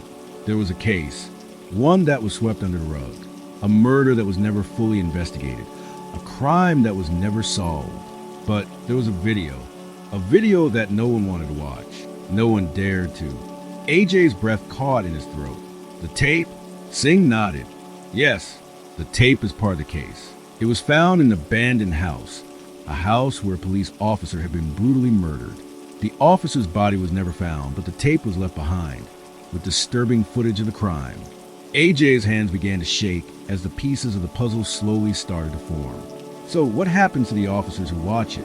Singh's eyes darkened, and he leaned forward, his voice dropping to a whisper. They die, not immediately, but within days. And when they do, it's always in the same way. A violent death, just like the one in the video. Just like the officer who was murdered. Ajay felt his stomach lurch. He couldn't believe what he was hearing. He had never heard of anything like this before, not in any of the training manuals, not in any of the stories from the academy. It sounded insane, like something straight out of a horror movie. But the fear in Singh's eyes told him it wasn't a joke. Is there a way to stop it? Ajay asked, his voice barely a whisper. Singh's face tightened. I don't know. No one who's watched the tape has lived long enough to figure that out. But Ajay, you need to stay away from it. You can't watch it again. If you do, there's no coming back from it. Ajay nodded quickly, his thoughts racing. I won't. I promise. I won't watch it again. Singh stood up from his desk, his face serious. Good. But I'm telling you now, there's no escaping it. Once you've seen that tape, it marks you, and no one ever forgets it. No one gets to walk away. Ajay stood frozen in place, his mind reeling from the weight of Singh's words. The tape was more than just an old piece of evidence. It was a death sentence, a cursed artifact that claimed the lives of those who dared to watch it. "I'll stay away from it," Ajay repeated, his voice trembling. But even as the words left his lips, he couldn't shake the nagging feeling that the curse had already begun. As Ajay turned to leave Singh's office, he heard the faint sound of footsteps behind him. He glanced over his shoulder, but no one was there. It was only when he stepped out of the office that the reality of the situation truly began to sink in. The feeling of being watched, the sense of impending doom, it wasn't just in his mind. It was real. The following days felt like a slow descent into madness for Ajay. Every moment in the precinct was a struggle. The chilling memory of the tape haunted his every step, gnawing at his insides, and the eerie warnings from Officer Singh echoed in his mind. Once you've seen the tape, it marks you. There was no escaping it, no running from the twisted fate that seemed to be closing in on him. The precinct felt different now. The air hung heavy with an unseen presence, as though something was always watching, waiting. His colleagues went about their routines, but Ajay noticed that they were avoiding eye contact with him more often than before. Whispers followed him down the hallways, and more than once, he swore he saw someone watching him from the corner of his eye, only to find an empty desk when he turned around. It was like the whole department had become a ghost town. But what terrified him the most was the creeping suspicion that the curse from the tape was already at work. Every time he closed his eyes, he saw the victim's face, his face, twisted in terror, staring at him from the grainy VHS footage. It felt like his own death was being replayed over and over, a countdown to something inevitable. On the third day after his conversation with Singh, Ajay couldn't take it anymore. He had to know more. He couldn't live in fear, not knowing whether the curse was already in motion, whether he had just a few days left to live, or if there was something he could do to stop it. He needed answers, and the only way to get them was to go back to the archive room. But this time he wouldn't go alone. He called Raghav, a fellow rookie officer who had been with him at the academy. Raghav was easygoing, the kind of guy who could make light of almost anything, even the darkest of situations. Ajay wasn't sure if Raghav would believe the story, but at this point, he needed someone else to confirm what was real and what was just his imagination. "Raghav," Ajay said when his friend picked up the phone, "I need you to meet me in the archive room. Now, it's important." There was a brief pause on the other end, followed by a nervous chuckle. "You sure you want to go back there, man? That place gave me the creeps. You saw the tape, didn't you?" Ajay hesitated. He didn't want to admit the full weight of what he was feeling, but he had no other choice. "I need you to see it too. We need to figure out what's going on before it's too late." Raghav sighed. All right. I'll meet you in 5.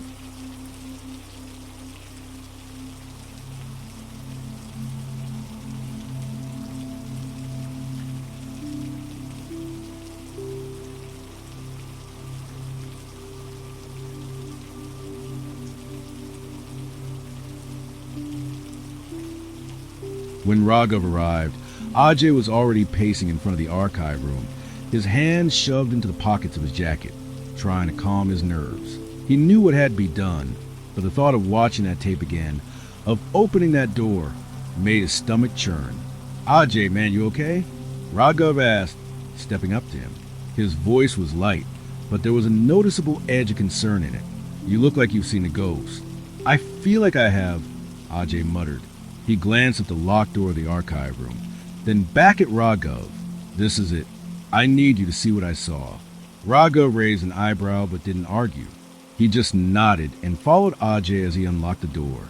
The room greeted them with the same stale air, the same dimly lit shelves stacked with dusty boxes and forgotten evidence. It felt colder than usual, like the room itself was holding its breath. Ajay led Raghav to the corner where the tapes were stored. He could feel the weight of each box pressing down on him, as if they were all filled with 1,000 unseen eyes watching him, waiting. "There it is," Ajay said, pointing to the shelf where the old VHS tapes were stored. His heart skipped a beat when his fingers brushed against the box that held the cursed tape. It was as though the tape had its own presence, a dark, sinister energy that made his skin crawl. Raghav stood next to him, eyeing the box curiously. "This is it, huh?" "The famous tape." Ajay nodded, his throat dry. "I've seen it." I don't know how much time we have, but we need to watch it again. We need to understand what it means. Raghav hesitated. He could see the fear in AJ's eyes, something he had never seen before. Are you sure about this? I mean, once we watch it, there's no going back, right? I know, Ajay said, his voice tight, but I have to know. I have to understand what's happening. With a deep breath, Ajay picked up the VHS tape. The label on it was faded, but he could still make out the words, the murder tape. It was the same label he had seen before, and each time he looked at it, his fear only grew stronger.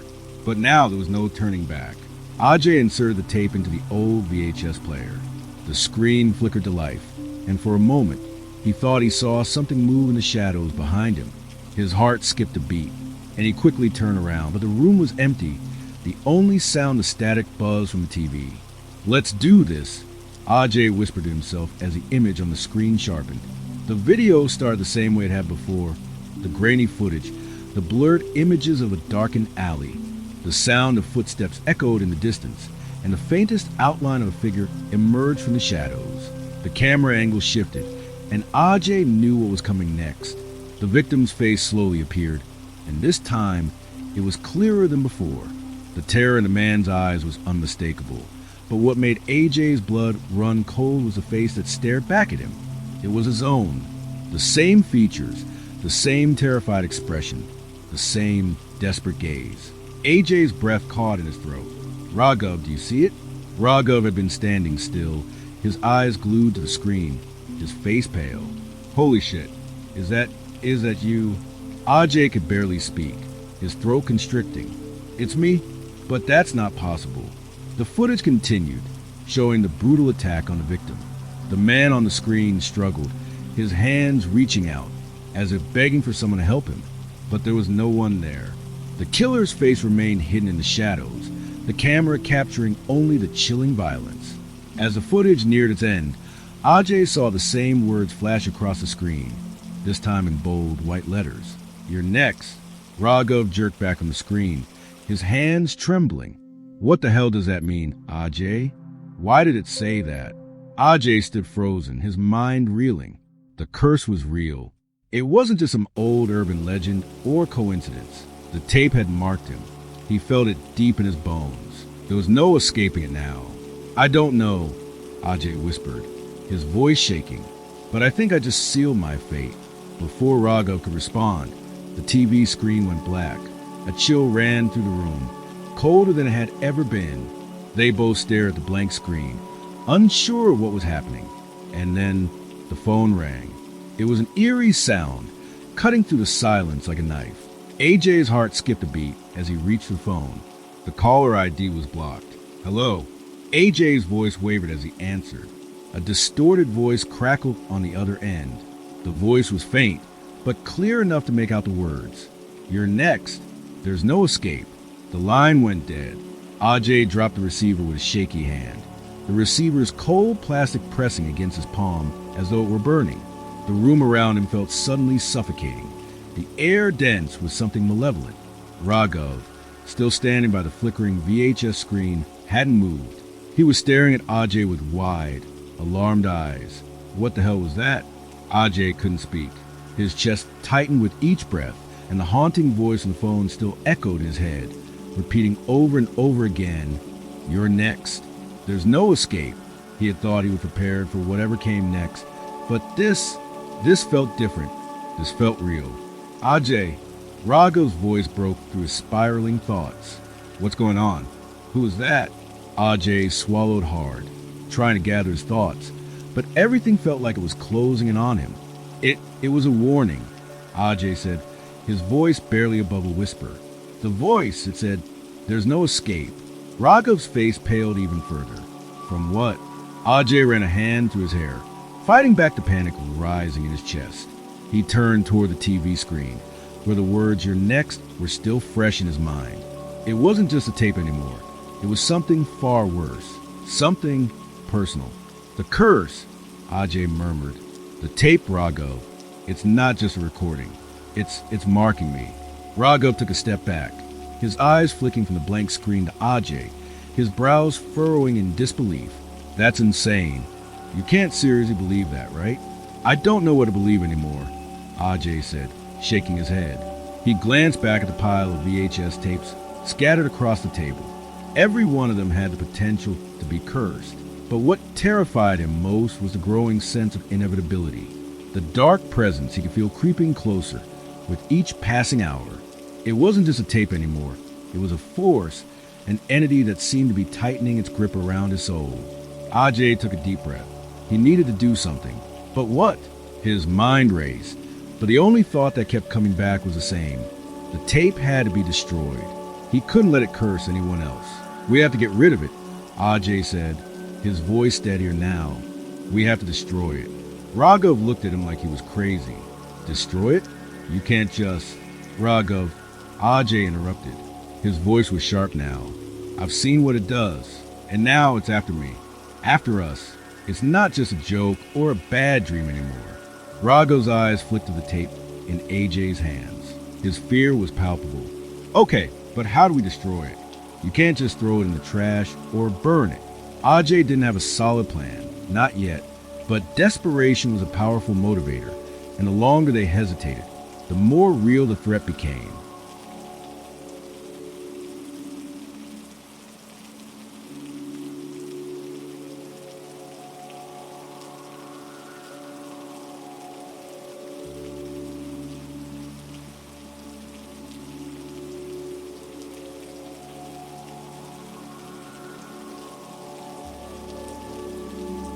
Before he could say anything else, the door to the archive room slammed shut behind them, the loud bang reverberating through the cramped space.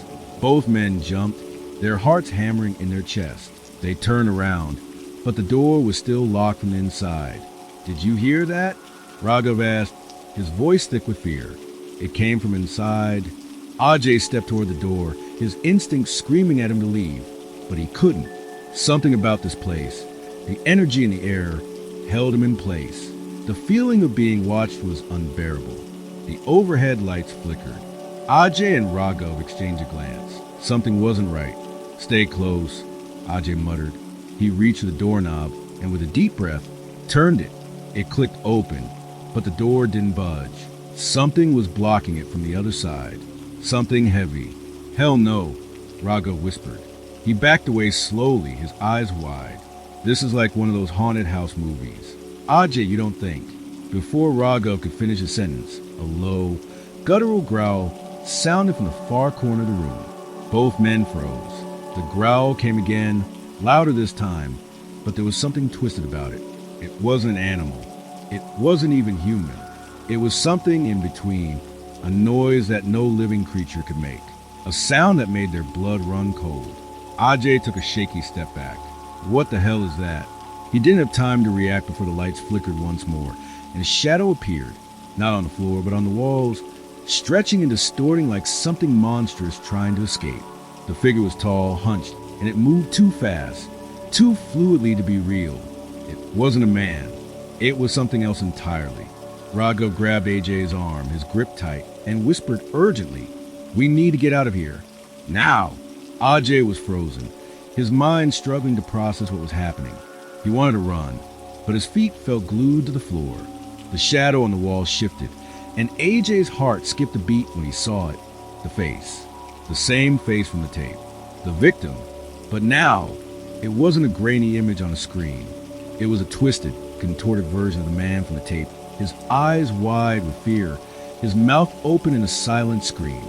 The figure seemed to reach out toward Ajay, its hands clawing at the air. A scream tore from AJ's throat as the room seemed to close in on him. The walls felt like they were closing around him. The room shrinking, the darkness consuming everything in its path. "Run!" Ajay screamed at Raghav, his voice hoarse, desperate. He shoved Raghav toward the door. They both lunged to the door, desperate to escape the suffocating presence that filled the room. But when Ajay grabbed the handle, it wouldn't budge. It was as if the door itself was locked from the inside by some unseen force. Raghav turned, his face pale with fear. "It won't open, Ajay. We're trapped." Then, out of nowhere, a loud crack echoed through the room, and the VHS tape ejected itself from the player, spinning wildly on the floor. It landed at AJ's feet with a sickening thud. The figure in the shadows let out a scream, a deafening inhuman shriek, as the lights above him flickered and exploded, plunging the room into pitch darkness. A cold, clammy hand gripped AJ's shoulder, and he spun around, terror flooding his veins. He could feel the cold breath against his neck, and in that moment, he knew that the curse wasn't just a myth. It wasn't just some police department urban legend. It was real, and it had just claimed him. Story 4, Case 108, The Officer Who Wasn't Real.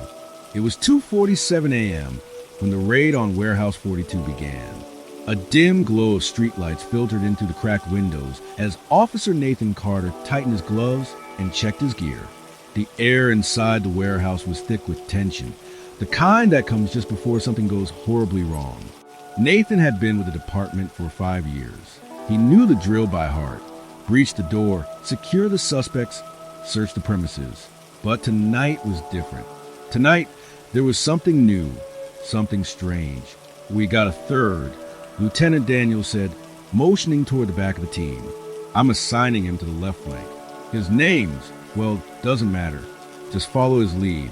He's here to help." Nathan turned his head toward the new officer. The man was tall, wearing standard riot gear, his face obscured by a black mask. His eyes, however, gleamed through the visor, dark and unsettling. There was something about him that Nathan couldn't quite place, something that felt off. "You sure about this, Lieutenant?" Nathan asked, still eyeing the mysterious officer. "We didn't have him on the roster." Daniels shrugged, already moving toward the front of the group. "Doesn't matter now. Let's move." The team moved into position, weapons drawn, the heavy sound of boots on concrete echoing through the empty building. Nathan's mind raced as they approached the main entrance of the warehouse. There were reports of illegal weapons trafficking and a possible hostage situation inside. They had to be swift, efficient, and above all, careful. With a nod from Daniels, they breached the door. The chaos was immediate. Shouting, gunfire, the sound of furniture being thrown. The team split into smaller units, securing different parts of the warehouse, each man moving with precision. Nathan's heart raced as he cleared room after room, the tension mounting with every step. And then there was a third officer. At first, Nathan didn't think much of it. The man was always just a few steps ahead, a shadow darting through the darkness. But as the minutes stretched on, Nathan began to feel like something wasn't right. The third officer moved like a phantom, too fast, too fluid. There was no hesitation in his movements, no room for error.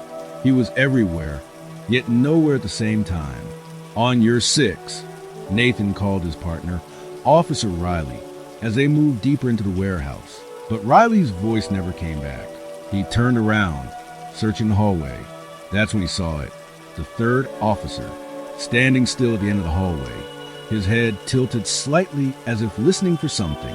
"Hey!" Nathan called, taking a few steps toward him. "What are you doing back there?" But the officer didn't respond. He just stood there, facing the wall. Nathan hesitated. "Riley?" he called again, but there was still no answer. It was then that a chill ran down his spine, a sensation he couldn't shake. Something was wrong, very wrong. Before he could move, the sound of a gunshot echoed from deeper in the warehouse. "Move now!" Daniel's voice came through his earpiece. "Target's been secured. We've got a hostage down. I need a team to the east side. Now!" Nathan turned, instinct kicking in, and made his way back to where Daniels had been. But as he passed the hallway again, he couldn't help but glance toward the third officer. He was gone. Nathan froze. There were no sounds, no movement, just the eerie silence that filled the warehouse. The debriefing was a blur. Nathan couldn't shake the feeling that something was off about the entire operation. His mind kept returning to the third officer. He hadn't seen him since that brief moment in the hallway, and now, as they gathered in the operations room, Nathan couldn't help but ask the others about him. "Did anyone get a name on the third officer?" he asked, eyes scanning the room. Lieutenant Daniels gave him a sharp look. "I told you, doesn't matter. He was just here to help."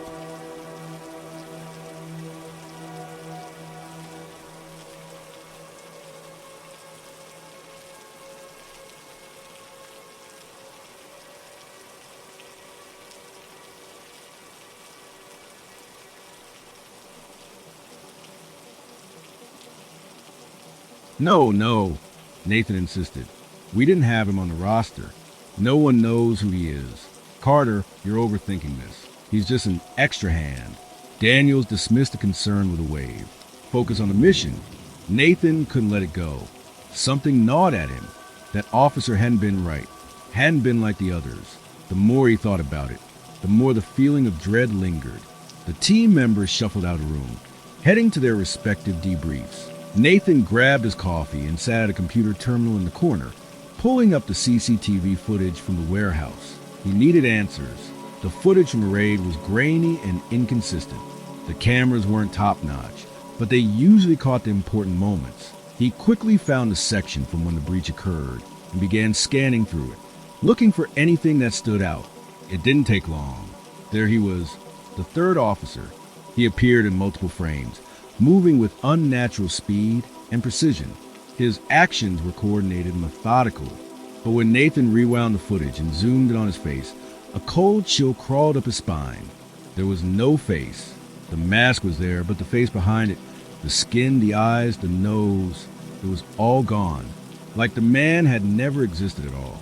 Nathan rewound the footage again, replaying it frame by frame. The third officer appeared at the same spot, standing by the doorway, but now the absence of his face was unmistakable. The room was suddenly too quiet, and Nathan's pulse quickened. He fast-forwarded through the rest of the footage, stopping at moments where the third officer appeared. The same thing, no face, no ID, no badge. It was impossible. He took a deep breath and sat back in his chair. Something was wrong, terribly wrong. A knock on the door broke his concentration.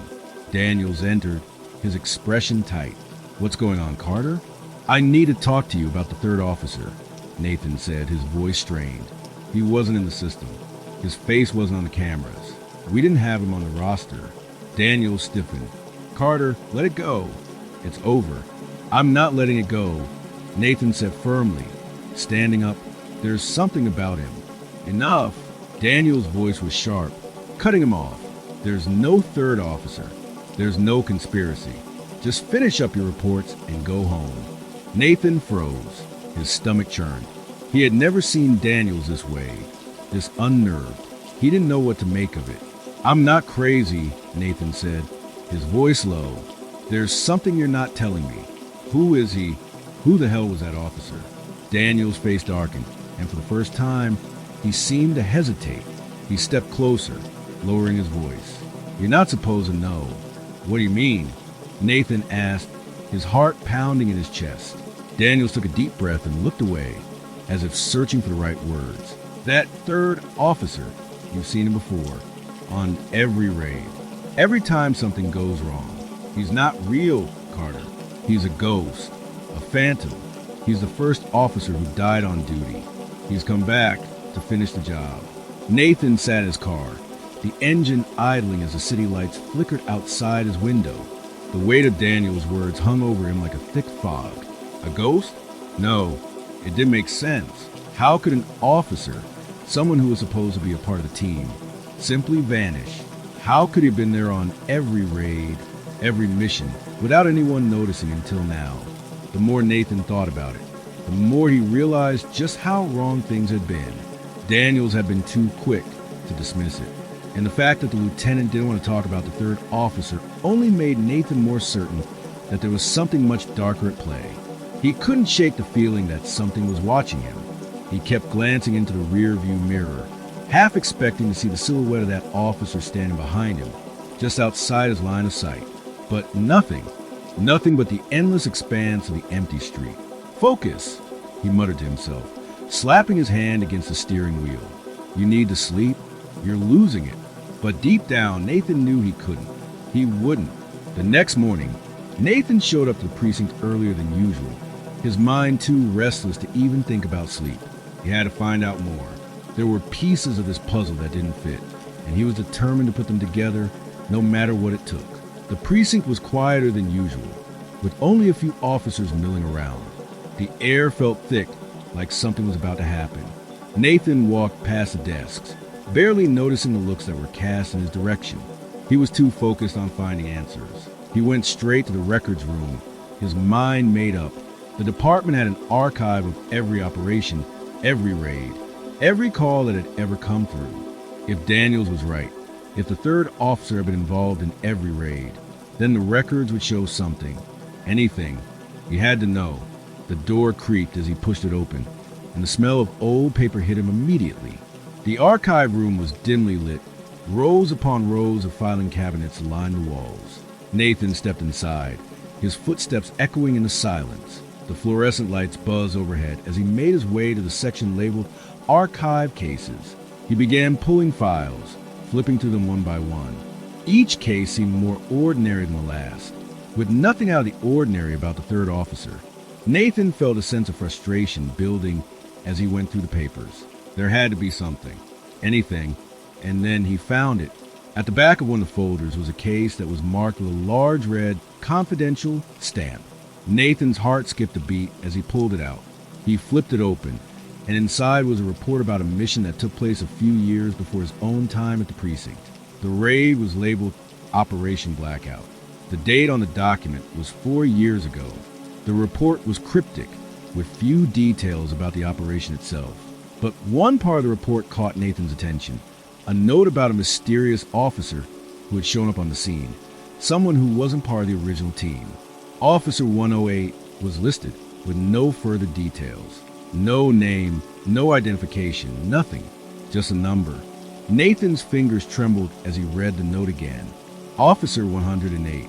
He had seen that number before. It was the same number as a raid he had been on just the night before. His gut twisted with unease as he realized that the officer from last night, the one who had never shown up in the system, had been there before. In fact, he had been there during every major raid in recent history, like some sort of specter that appeared just when things went wrong. His breath caught in his throat as he turned the page. There was a photo. It was grainy, dark, and hard to make out, but the officer in the photo had the same unsettling presence that Nathan had felt the night before. His face was obscured by the same black mask, but there was something chilling about the image. It felt wrong. It didn't feel like a person at all. Nathan quickly scanned the rest of the file, his eyes darting from one line to the next, but there were no more clues, just a mention of Officer 108 and a few notes about how he had acted inexplicably during the raid. The rest of the details were redacted.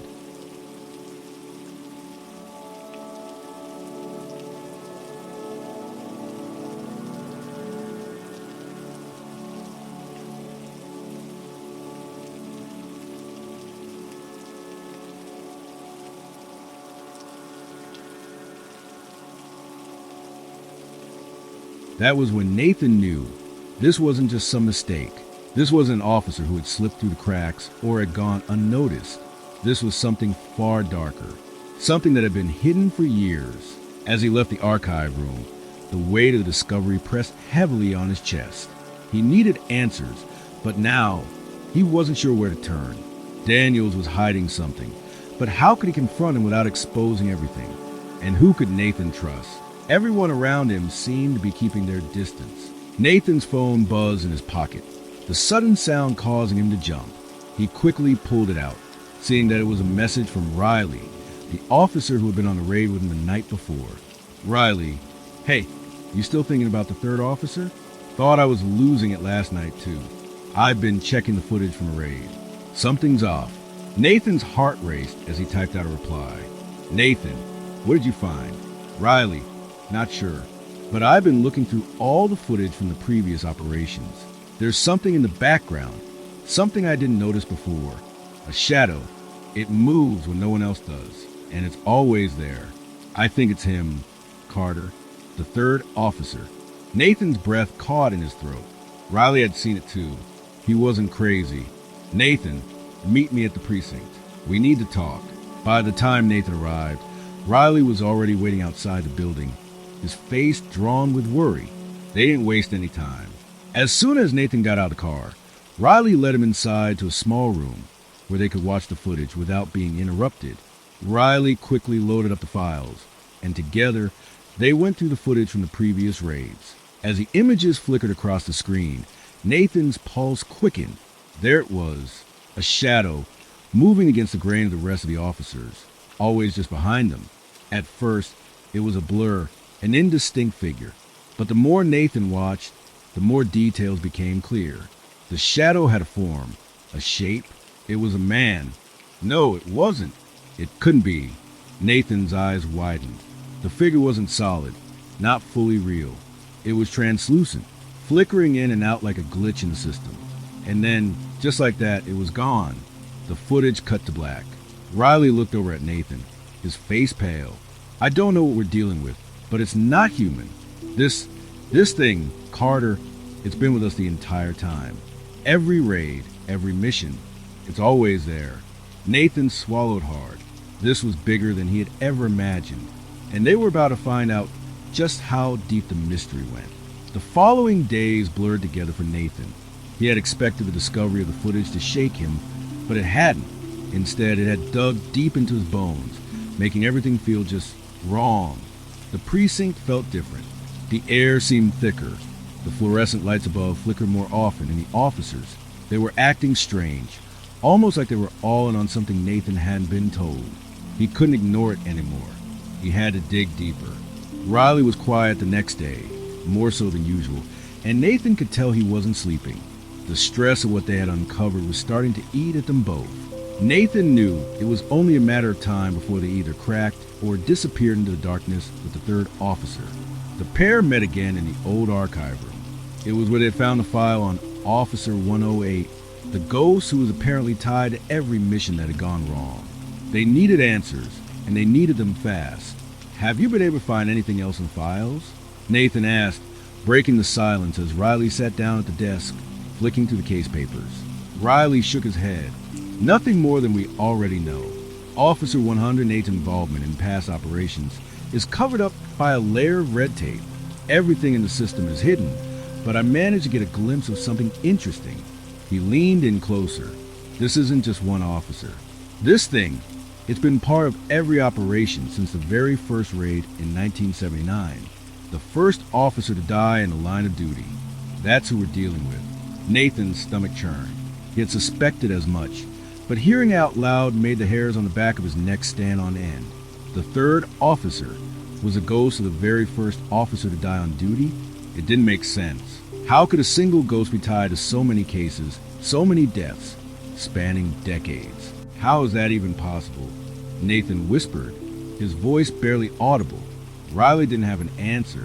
They both sat in silence for a moment, processing the weight of what they had just uncovered.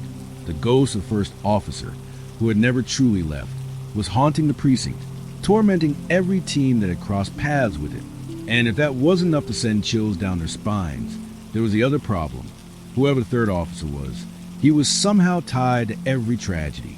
Every raid where an officer had lost their life. Nathan shivered. He didn't want to think about what would happen if this ghost found him, if it targeted him next. The investigation into Officer 108's presence continued in secret. Nathan's days became filled with surveillance, digging through past reports, and combing through evidence that had been buried for years. It was starting to take its toll on him. He couldn't sleep, couldn't eat. The images of the ghostly figure flickering in and out of the footage haunted him, as if in response to his obsession. Strange things began happening. In the middle of one night, while Nathan worked late in the records room, he heard it, the faint sound of footsteps, barely audible but enough to make him freeze. His heart pounded as he stood up, the noise growing louder, closer. The air seemed to shift around him, like the temperature had suddenly dropped. His breath came out in visible puffs, even though the heating was on full blast. Nathan? It was Riley's voice muffled by the door. Nathan jumped, his heart racing. Riley, he called back, his voice shaky. He could hear the concern in Riley's tone, even through the door. I thought I heard something. Are you okay? Nathan didn't answer right away. He stared at the door, almost expecting it to burst open on its own. The feeling of being watched was overwhelming. I'll be fine, just a second, Nathan finally said, pushing the door open and stepping out into the hallway. The moment he did, he could feel it, the oppressive sense of being not quite alone, the feeling that someone was lingering just behind him. Something's wrong, Riley said, voice hushed as he looked around. I swear, I just saw a shadow move down the hallway. It looked like the officer from the footage, Nathan felt a chill run down his spine. He had been feeling it, too, the presence that had been following him ever since that first raid, that sense of being watched. But it wasn't until now that he realized how close it really was. The next few days were a blur of constant tension. Nathan barely slept. The precinct had become a place of shadows and whispers. He was no longer sure who to trust. Even the sound of his own footsteps echoed differently in the corridors. Officers who had always been friendly to him now avoided eye contact, and every conversation felt strained, like they were all hiding something.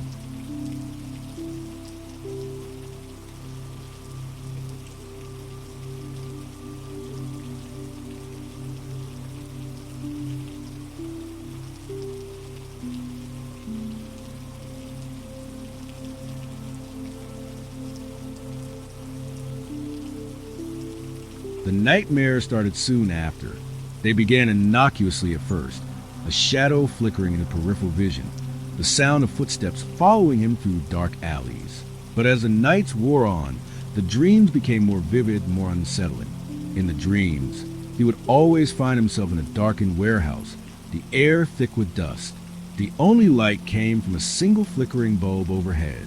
His heart would race as he walked deeper into the dark space, and then he would hear it, the whisper of footsteps behind him, too quiet to catch at first, but growing louder and closer with each passing second.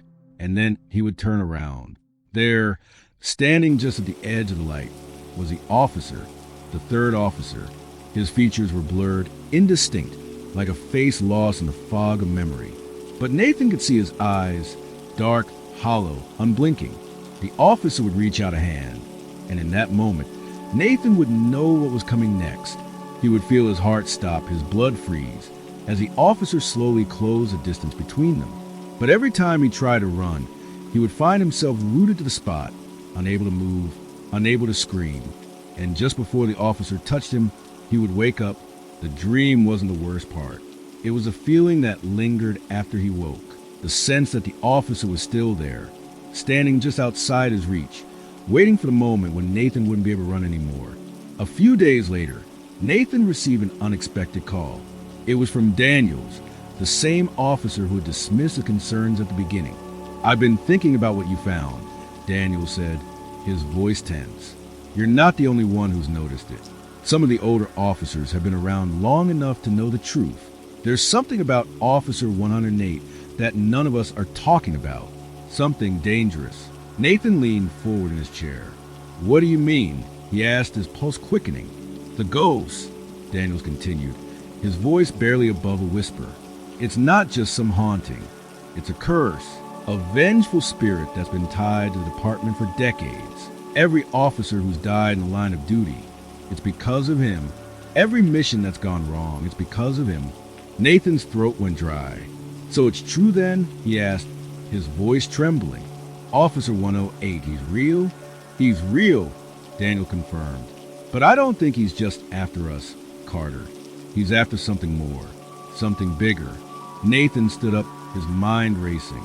He had no more. He couldn't let this go. "What do I do?" Nathan asked. "You're already too deep in," Daniel said. "Get out now, before it's too late."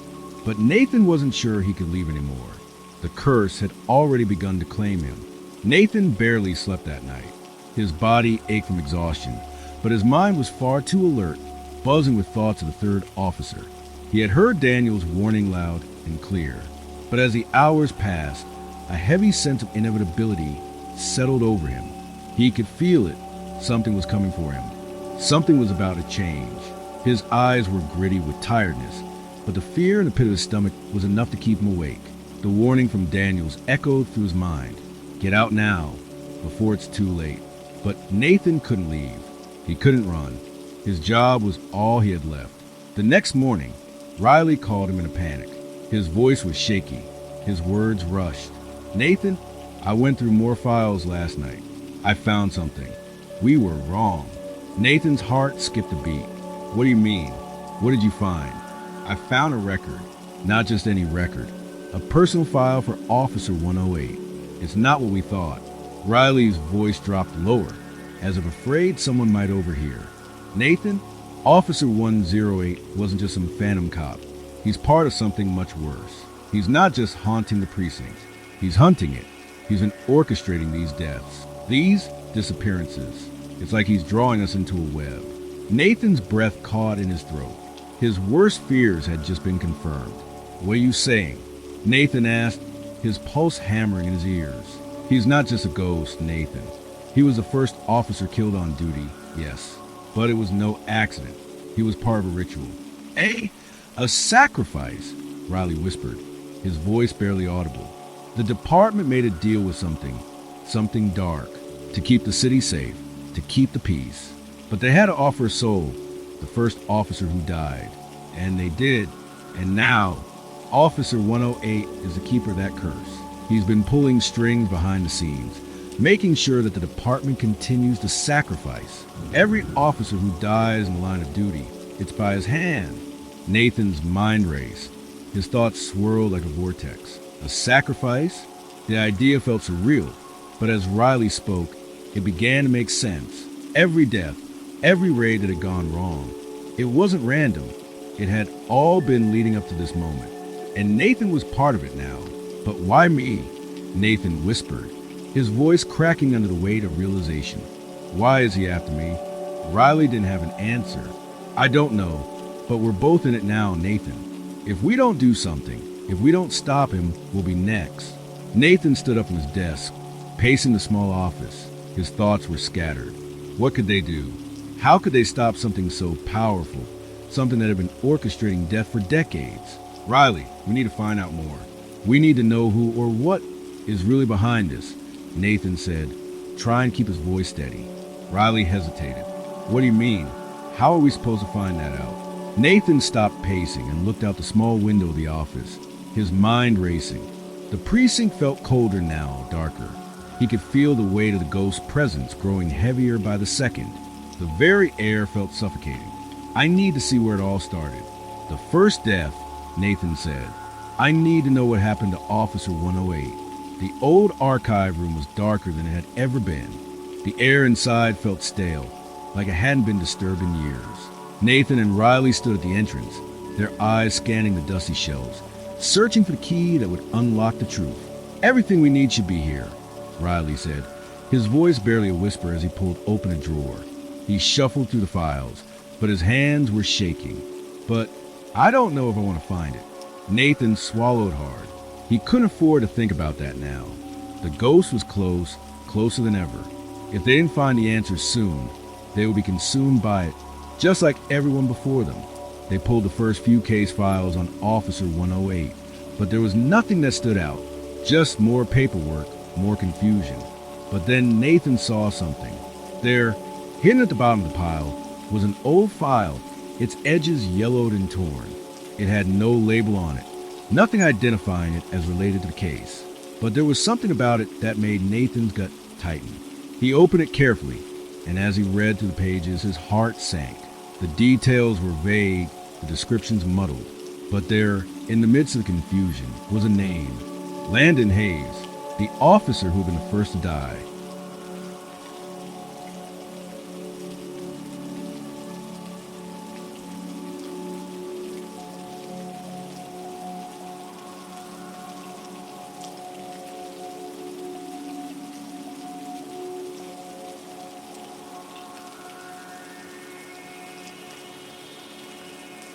Landon Hayes had been part of the original precinct team back in 1979. According to the file, he had died during a routine raid on a suspected drug house, but the circumstances surrounding his death were unclear. It had been ruled an accident, friendly fire, they said, a tragic mistake. Nathan felt his skin crawl. There was something more to it than this. The file was far too neat, too orderly. It felt like someone had gone to great lengths to make sure the truth stayed buried. "Riley, this isn't right," Nathan murmured, flipping through the file. "There's something they're not telling us." Riley leaned over his shoulder, his face growing pale as he read the same pages. "This doesn't add up, Nathan. Friendly fire? It sounds like a cover-up." Nathan closed the file with a snap. "This is it. Officer Hayes was the sacrifice, but something went wrong. He didn't die just to protect the precinct. He died because he was part of something else. And now, He's been haunting this place ever since. The door to the archive room slammed shut behind him with a deafening bang. Nathan spun around, his heart leaping into his throat. He could feel it now, the presence in the room. The air had turned icy cold, and his breath misted in the chill. The room seemed smaller, as if the walls were closing in. And then, out of the corner of his eye, Nathan saw it. A figure, dark, indistinct, standing just behind Riley. "Riley," Nathan whispered, his voice shaking. Riley turned around. His eyes widened in terror as he saw the officer standing behind him, the third officer. His face was obscured by shadows, but his presence was undeniable. The officer stepped forward, his uniform rippling in the unnatural breeze. His eyes, hollow and unblinking, locked onto Nathan's. "I've been waiting," the officer's voice rasped, low and chilling. Riley stumbled backward, his face pale with fear. "No, get away from me," he yelled. But the officer moved closer, unbothered by the plea. The room began to spin. The walls twisted and warped as if the very fabric of reality was fraying. Nathan could hear the soft whisper of footsteps, but they weren't coming from Riley or the officer. They were coming from behind him. More shadows, more ghosts, creeping closer. And then the officer's voice, cold and final. "You were always meant to be next."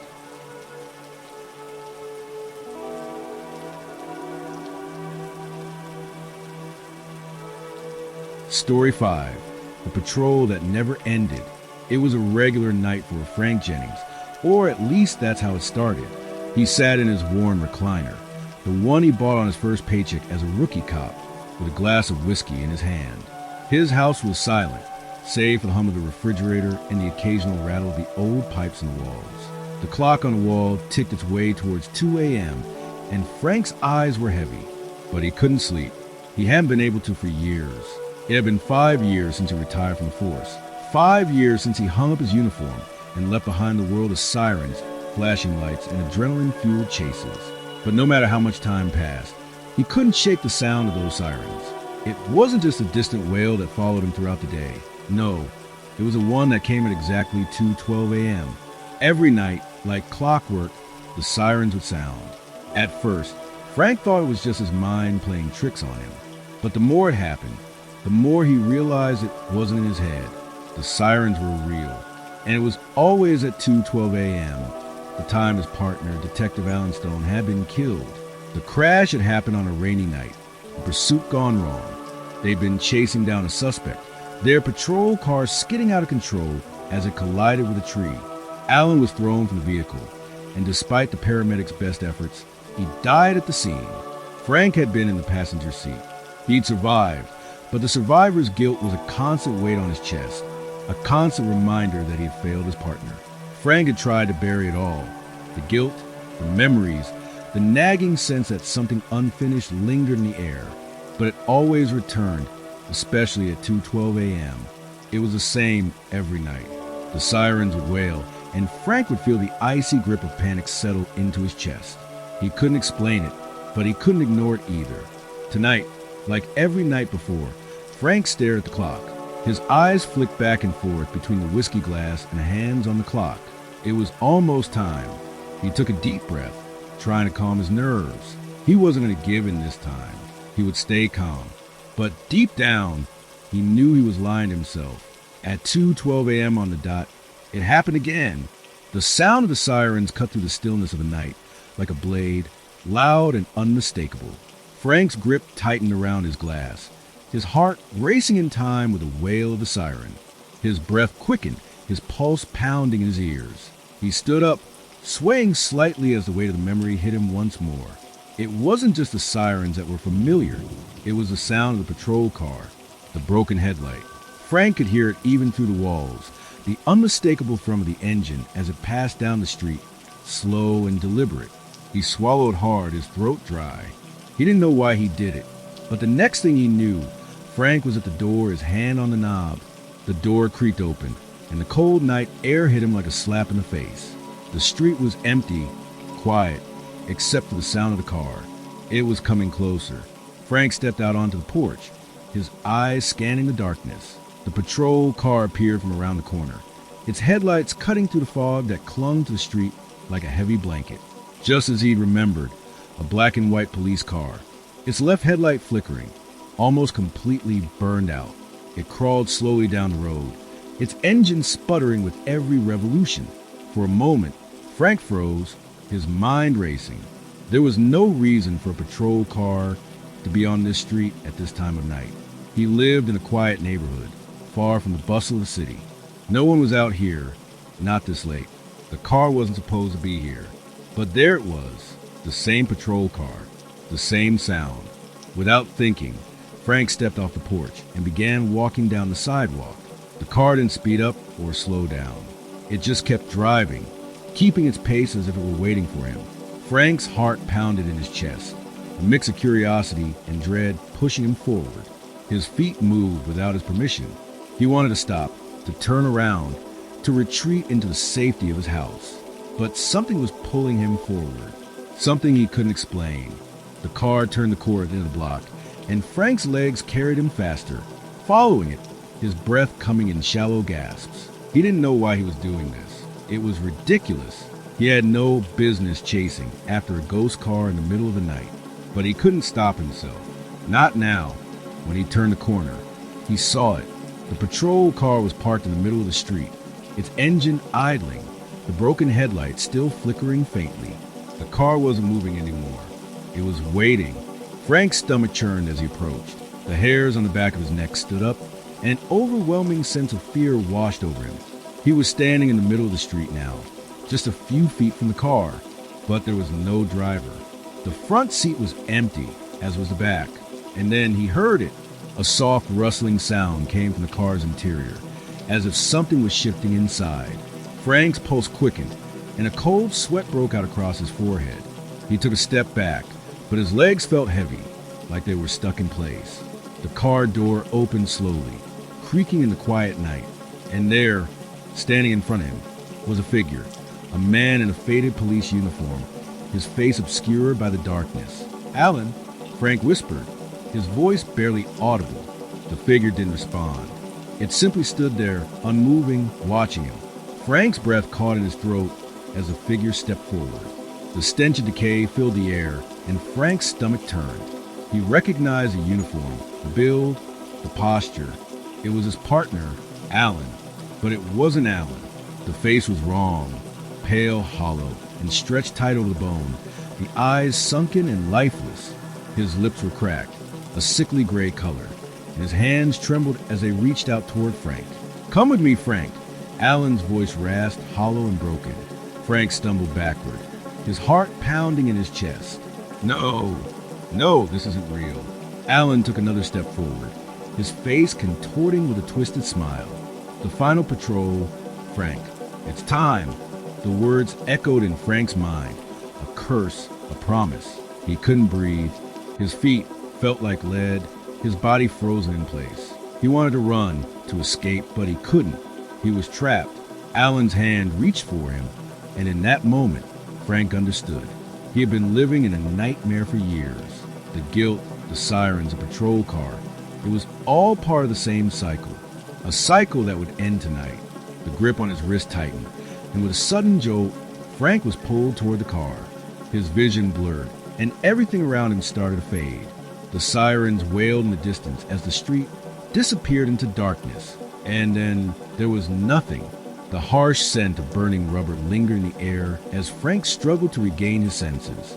He blinked rapidly, trying to clear the fog that seemed to cloud his mind. His limbs felt heavy, like they were weighed down by an unseen force. He reached out for something, anything, to ground himself, but his fingers brushed against nothing but air. The street, the patrol car, and Alan, they were all gone.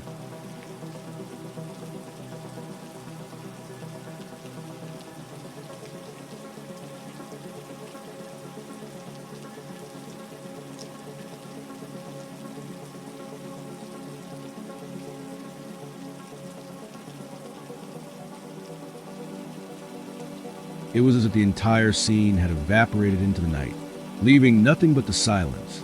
But it wasn't a comforting silence. It was the kind of quiet that pressed down on you, suffocating and oppressive. Frank gasped for breath, his heart racing. He tried to move, but his body refused to obey. Panic rose in his chest, clawing at his throat. His eyes darted around, but there was no sign of the street, the car, or Alan. The world felt distorted, like he was caught between two places, somewhere familiar, yet painfully foreign. Suddenly, a voice broke the stillness, sharp and clear, cutting through the haze. Frank. His blood ran cold at the sound of the name. The voice was unmistakable, deep, authoritative, and familiar. It was Alan's voice. Frank's breath hitched and his head jerked around, trying to locate the source. But all he could see was darkness, a suffocating darkness that seemed to stretch on endlessly, swallowing everything in its path. Frank, it's time to wake up. The voice came again, closer this time, but still invisible. Frank's pulse quickened. He felt a shiver run down his spine, his body locking in place. The words were like a warning, an inevitable truth that had finally caught up to him. Wake up. He didn't want to.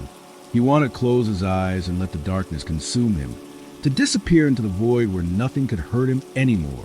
But the pull of the voice, the weight of the words, was too strong. Slowly, almost reluctantly, Frank forced his eyes open. He was no longer on the street. He wasn't even sure where he was. The ground beneath him was cold, metallic, and hard, like concrete or steel. A low hum vibrated in the air, the sound of machinery working in the background, something that felt wrong, like it was stuck in time. Frank blinked again, and the world began to sharpen into focus. He was inside a small, dimly lit room. The walls were lined with outdated equipment, old monitors with static-filled screens, and filing cabinets full of dusty, yellowed paperwork. He was sitting in an old wooden chair, the kind he remembered seeing in police offices back in the day. A desk sat in front of him, piled high with old case files and yellow sticky notes. There was a desk lamp, its light flickering weakly in the darkness. The air was thick with the smell of old paper and mildew. But it wasn't the room itself that made Frank's skin crawl. It was a silence that pressed down on him, the unsettling sense that he wasn't alone, that someone or something was watching him. He stood up, his legs shaky as he balanced himself. His head spun for a moment, but he forced himself to steady himself, pushing the dizziness aside. As he moved toward the desk, something caught his eye. A file. It was open on the desk, lying on top of a pile of others, its pages yellowed and worn with age. The words printed on the cover sent a chill through him. Case 108, Officer Alan Stone, missing in action. Frank froze. The name hit him like a punch to the gut. His breath caught in his throat and his pulse quickened. Alan's case file, the one that had been buried all those years ago. We've been forced to move on, to let go of the past. But the file, it wasn't just any case file. It was the one he never got to finish, the one that had haunted him for years. Slowly, Frank reached out and picked it up, his hands trembling as he flipped through the pages. The case was a cold one, filled with notes, reports, and photographs of the crash that had taken Alan's life. But there was something off about the photos. Frank couldn't put his finger on it, but the images felt wrong, distorted, almost like they were taken through a foggy lens. He turned the page and then another until he came across a set of photographs that made his stomach churn. The images were taken from the scene of the crash, but they were different from the others. They were darker, grainier, and the face of Alan was twisted, stretched, unrecognizable. Frank's heart thudded in his chest. His hands shook as he flipped through more pages, but the images grew stranger with each turn. In one photo, Alan's body appeared to be half sunken into the ground, like he was being pulled into the earth. In another, his eyes were wide open, but his pupils were black as night, staring directly at Frank from beyond the grave. He slammed the file shut, his breath coming in short gasps. What the hell was this?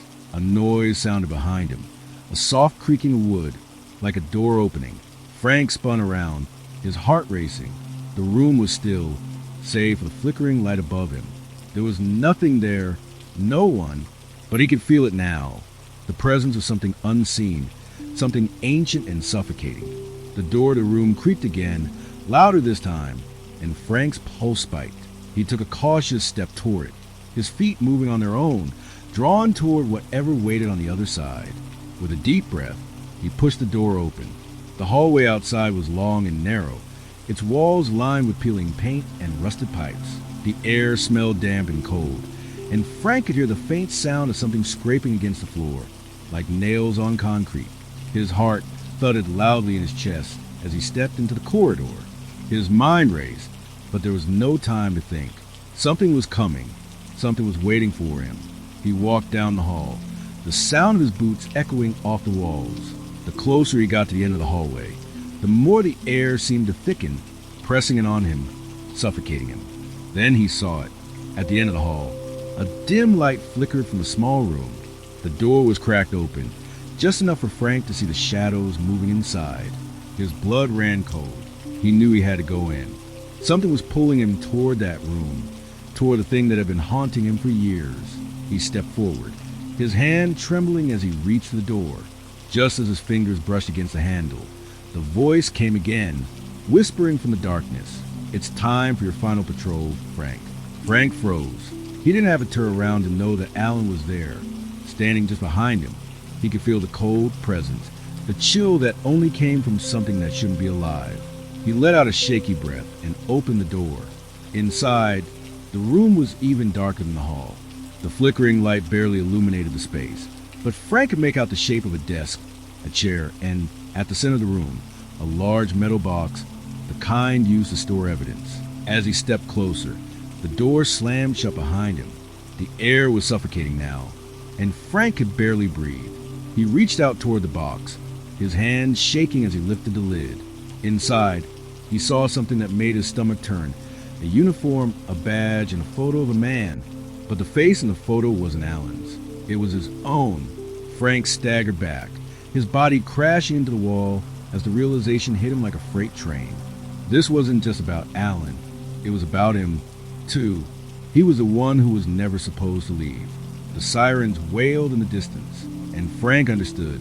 He had been part of this nightmare all along. Frank's heart slammed in his chest as he gazed at the photo inside the box. His own face stared back at him, a younger version, smiling, full of life. But the smile was too wide, too eerie, as if someone had stretched it against his will. His own eyes, the same eyes that once saw the world with curiosity and hope, now seemed empty, hollow, like they had seen too much.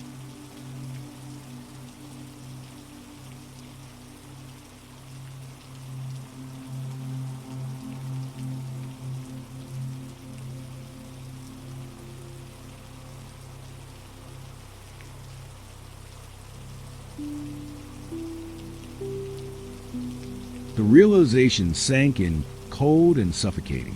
Frank wasn't just a victim of Alan's ghost. He was a part of something far worse, something that had been happening all along, something beyond his control. His legs trembled as he dropped to his knees, the box still open in front of him, taunting him with its cruel revelation. Final patrol. The words echoed in his mind, a reminder of what he had to face, what he couldn't escape.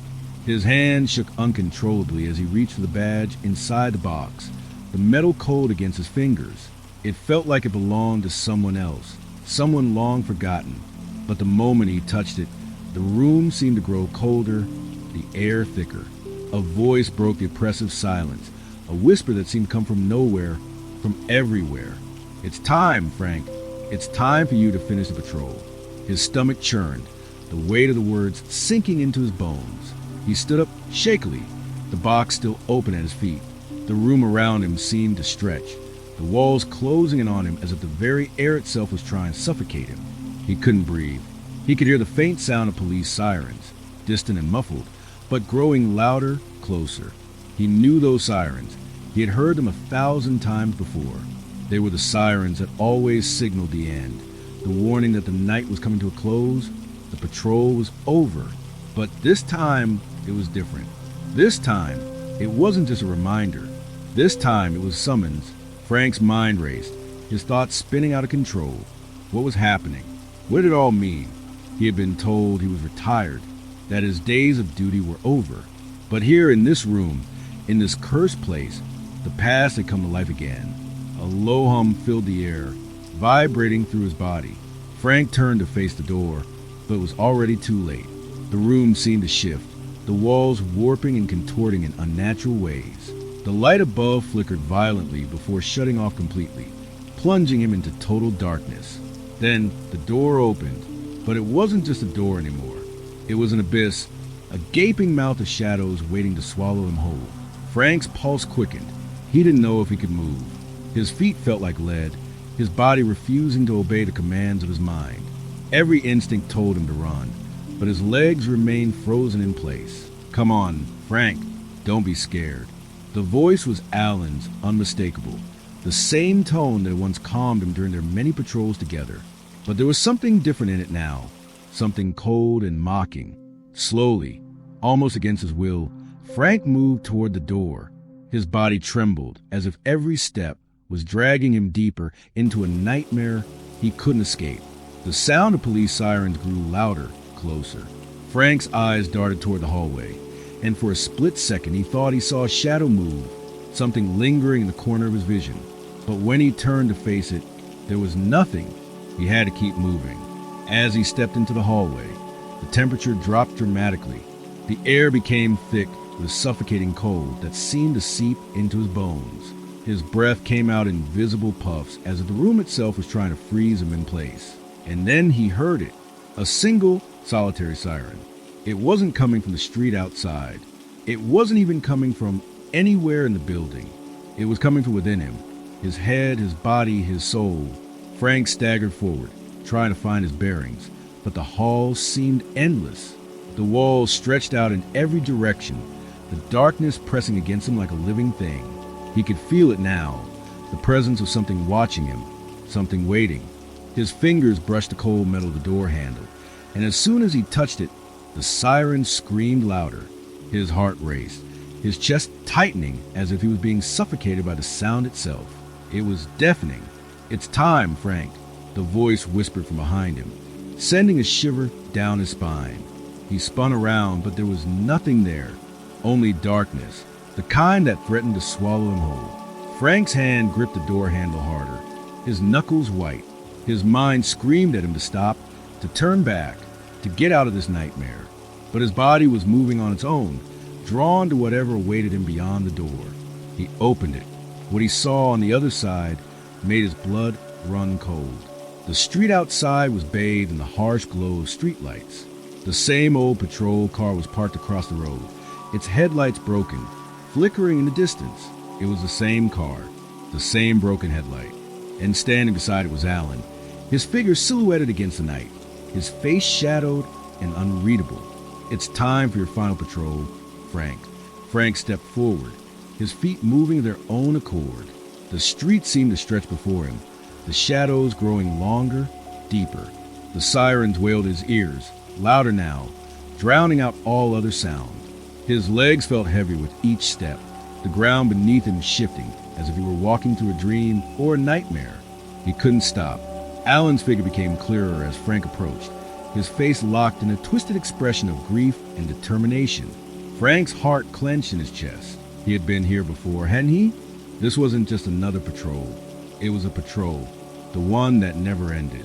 Alan reached out toward him, his eyes hollow, his voice a hoarse whisper. "You should have stayed away, Frank." Frank stumbled backward, his chest tightening. He didn't understand. This wasn't possible. None of this was real.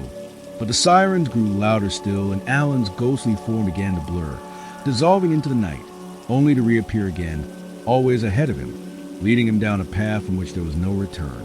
The patrol that never ended. "Come with me, Frank." Alan's voice echoed through the night. Frank's breath caught in his throat as he finally understood. There was no escape. There was only the patrol. And it was his turn now. The siren screamed. And Frank was lost, forever part of the patrol that never ended. The world around Frank was dark, swallowed by the emptiness of night, save for flashing lights of a patrol car that circled endlessly, like a predator that refused to let go of its prey. The sound of the sirens was deafening, a constant wail that resonated deep in his bones, shaking him to his core. Every instinct told him to run, to break free, but his legs, frozen in place, would not listen. The neighborhood was eerily silent, the houses standing like silent sentinels, their windows dark, their doors shut tight. But Frank knew the truth. The quiet wasn't peaceful. It was ominous, the stillness of the night, the emptiness that stretched on forever. It wasn't real. It was just a facade, a momentary lull before the next nightmare will begin.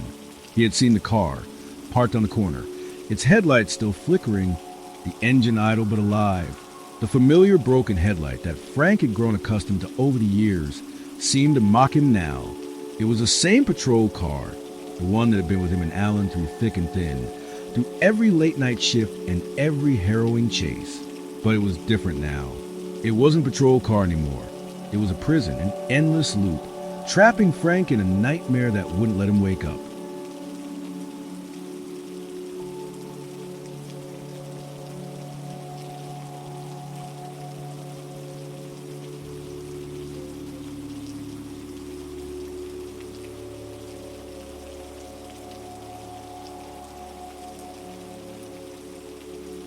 The presence of Alan, his long-dead partner, loomed in the distance, a ghostly figure bathed in the pale glow of the streetlights. Frank couldn't tear his eyes away, despite every ounce of his being screaming for him to look away.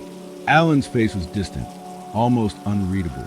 His eyes, once filled with camaraderie and loyalty, now appeared cold, hollow, as though they had long since abandoned the warmth of life. The sirens grew louder, rattling Frank's teeth. His heart pounded like a drum, the rhythm unrelenting. Every second was eternity, and the world seemed to warp around him, the streets stretching further than it should, the pavement beneath his feet softening like sand beneath his shoes. Frank's hand trembled at his side, unsure what to do next. He couldn't feel the weight of his badge, but he knew it was still there, still waiting for him to claim it, still waiting for him to finish what he had started all those years ago. He took a step forward. The cold, unyielding air wrapped around him like a shroud. It was so thick it pressed down on his chest, squeezing the breath from his lungs. With every step, the shadows deepened, the silence pressing in closer, suffocating him. The patrol car's engine roared to life, the sound breaking through the silence like a gunshot. It was a warning, a signal, a call to action. Frank didn't have a choice. He never had a choice. His feet moved on their own, carrying him toward the car, toward Alan. The distance between them seemed to stretch and contract like the ticking of a clock, as though time itself had lost its grip on reality. "It's time, Frank." Alan's voice, hollow and distant, cut through the night. His voice was no longer warm or familiar. It was just a shadow, a whisper on the wind, carrying the weight of something much darker. Frank's heart skipped a beat. He didn't want to hear that voice again. He didn't want to hear those words.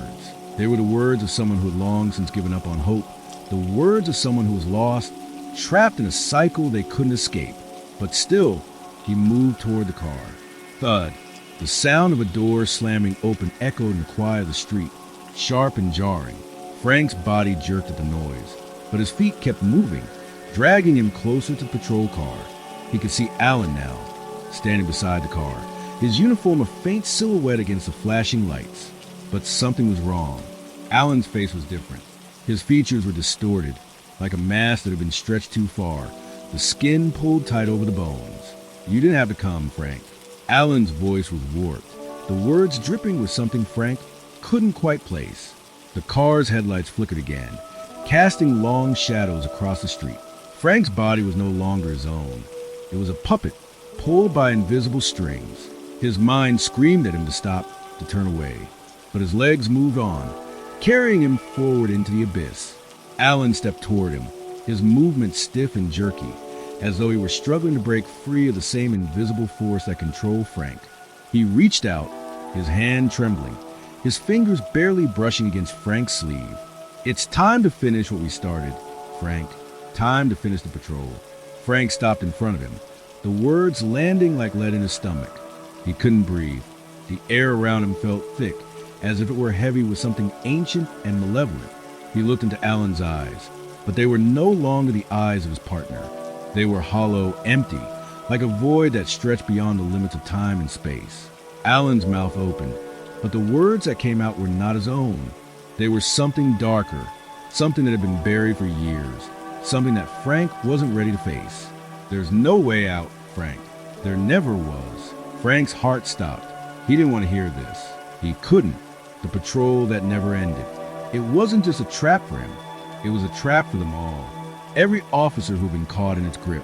Every officer who had failed to escape was trapped in this endless cycle of patrols. He didn't want to be a part of it.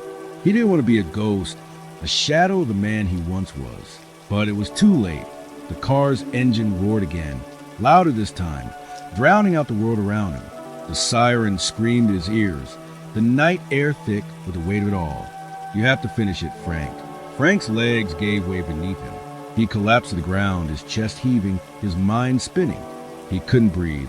He couldn't think. The world was closing in around him. The sirens a constant, deafening scream. And then everything went black. And there you have it. Another night.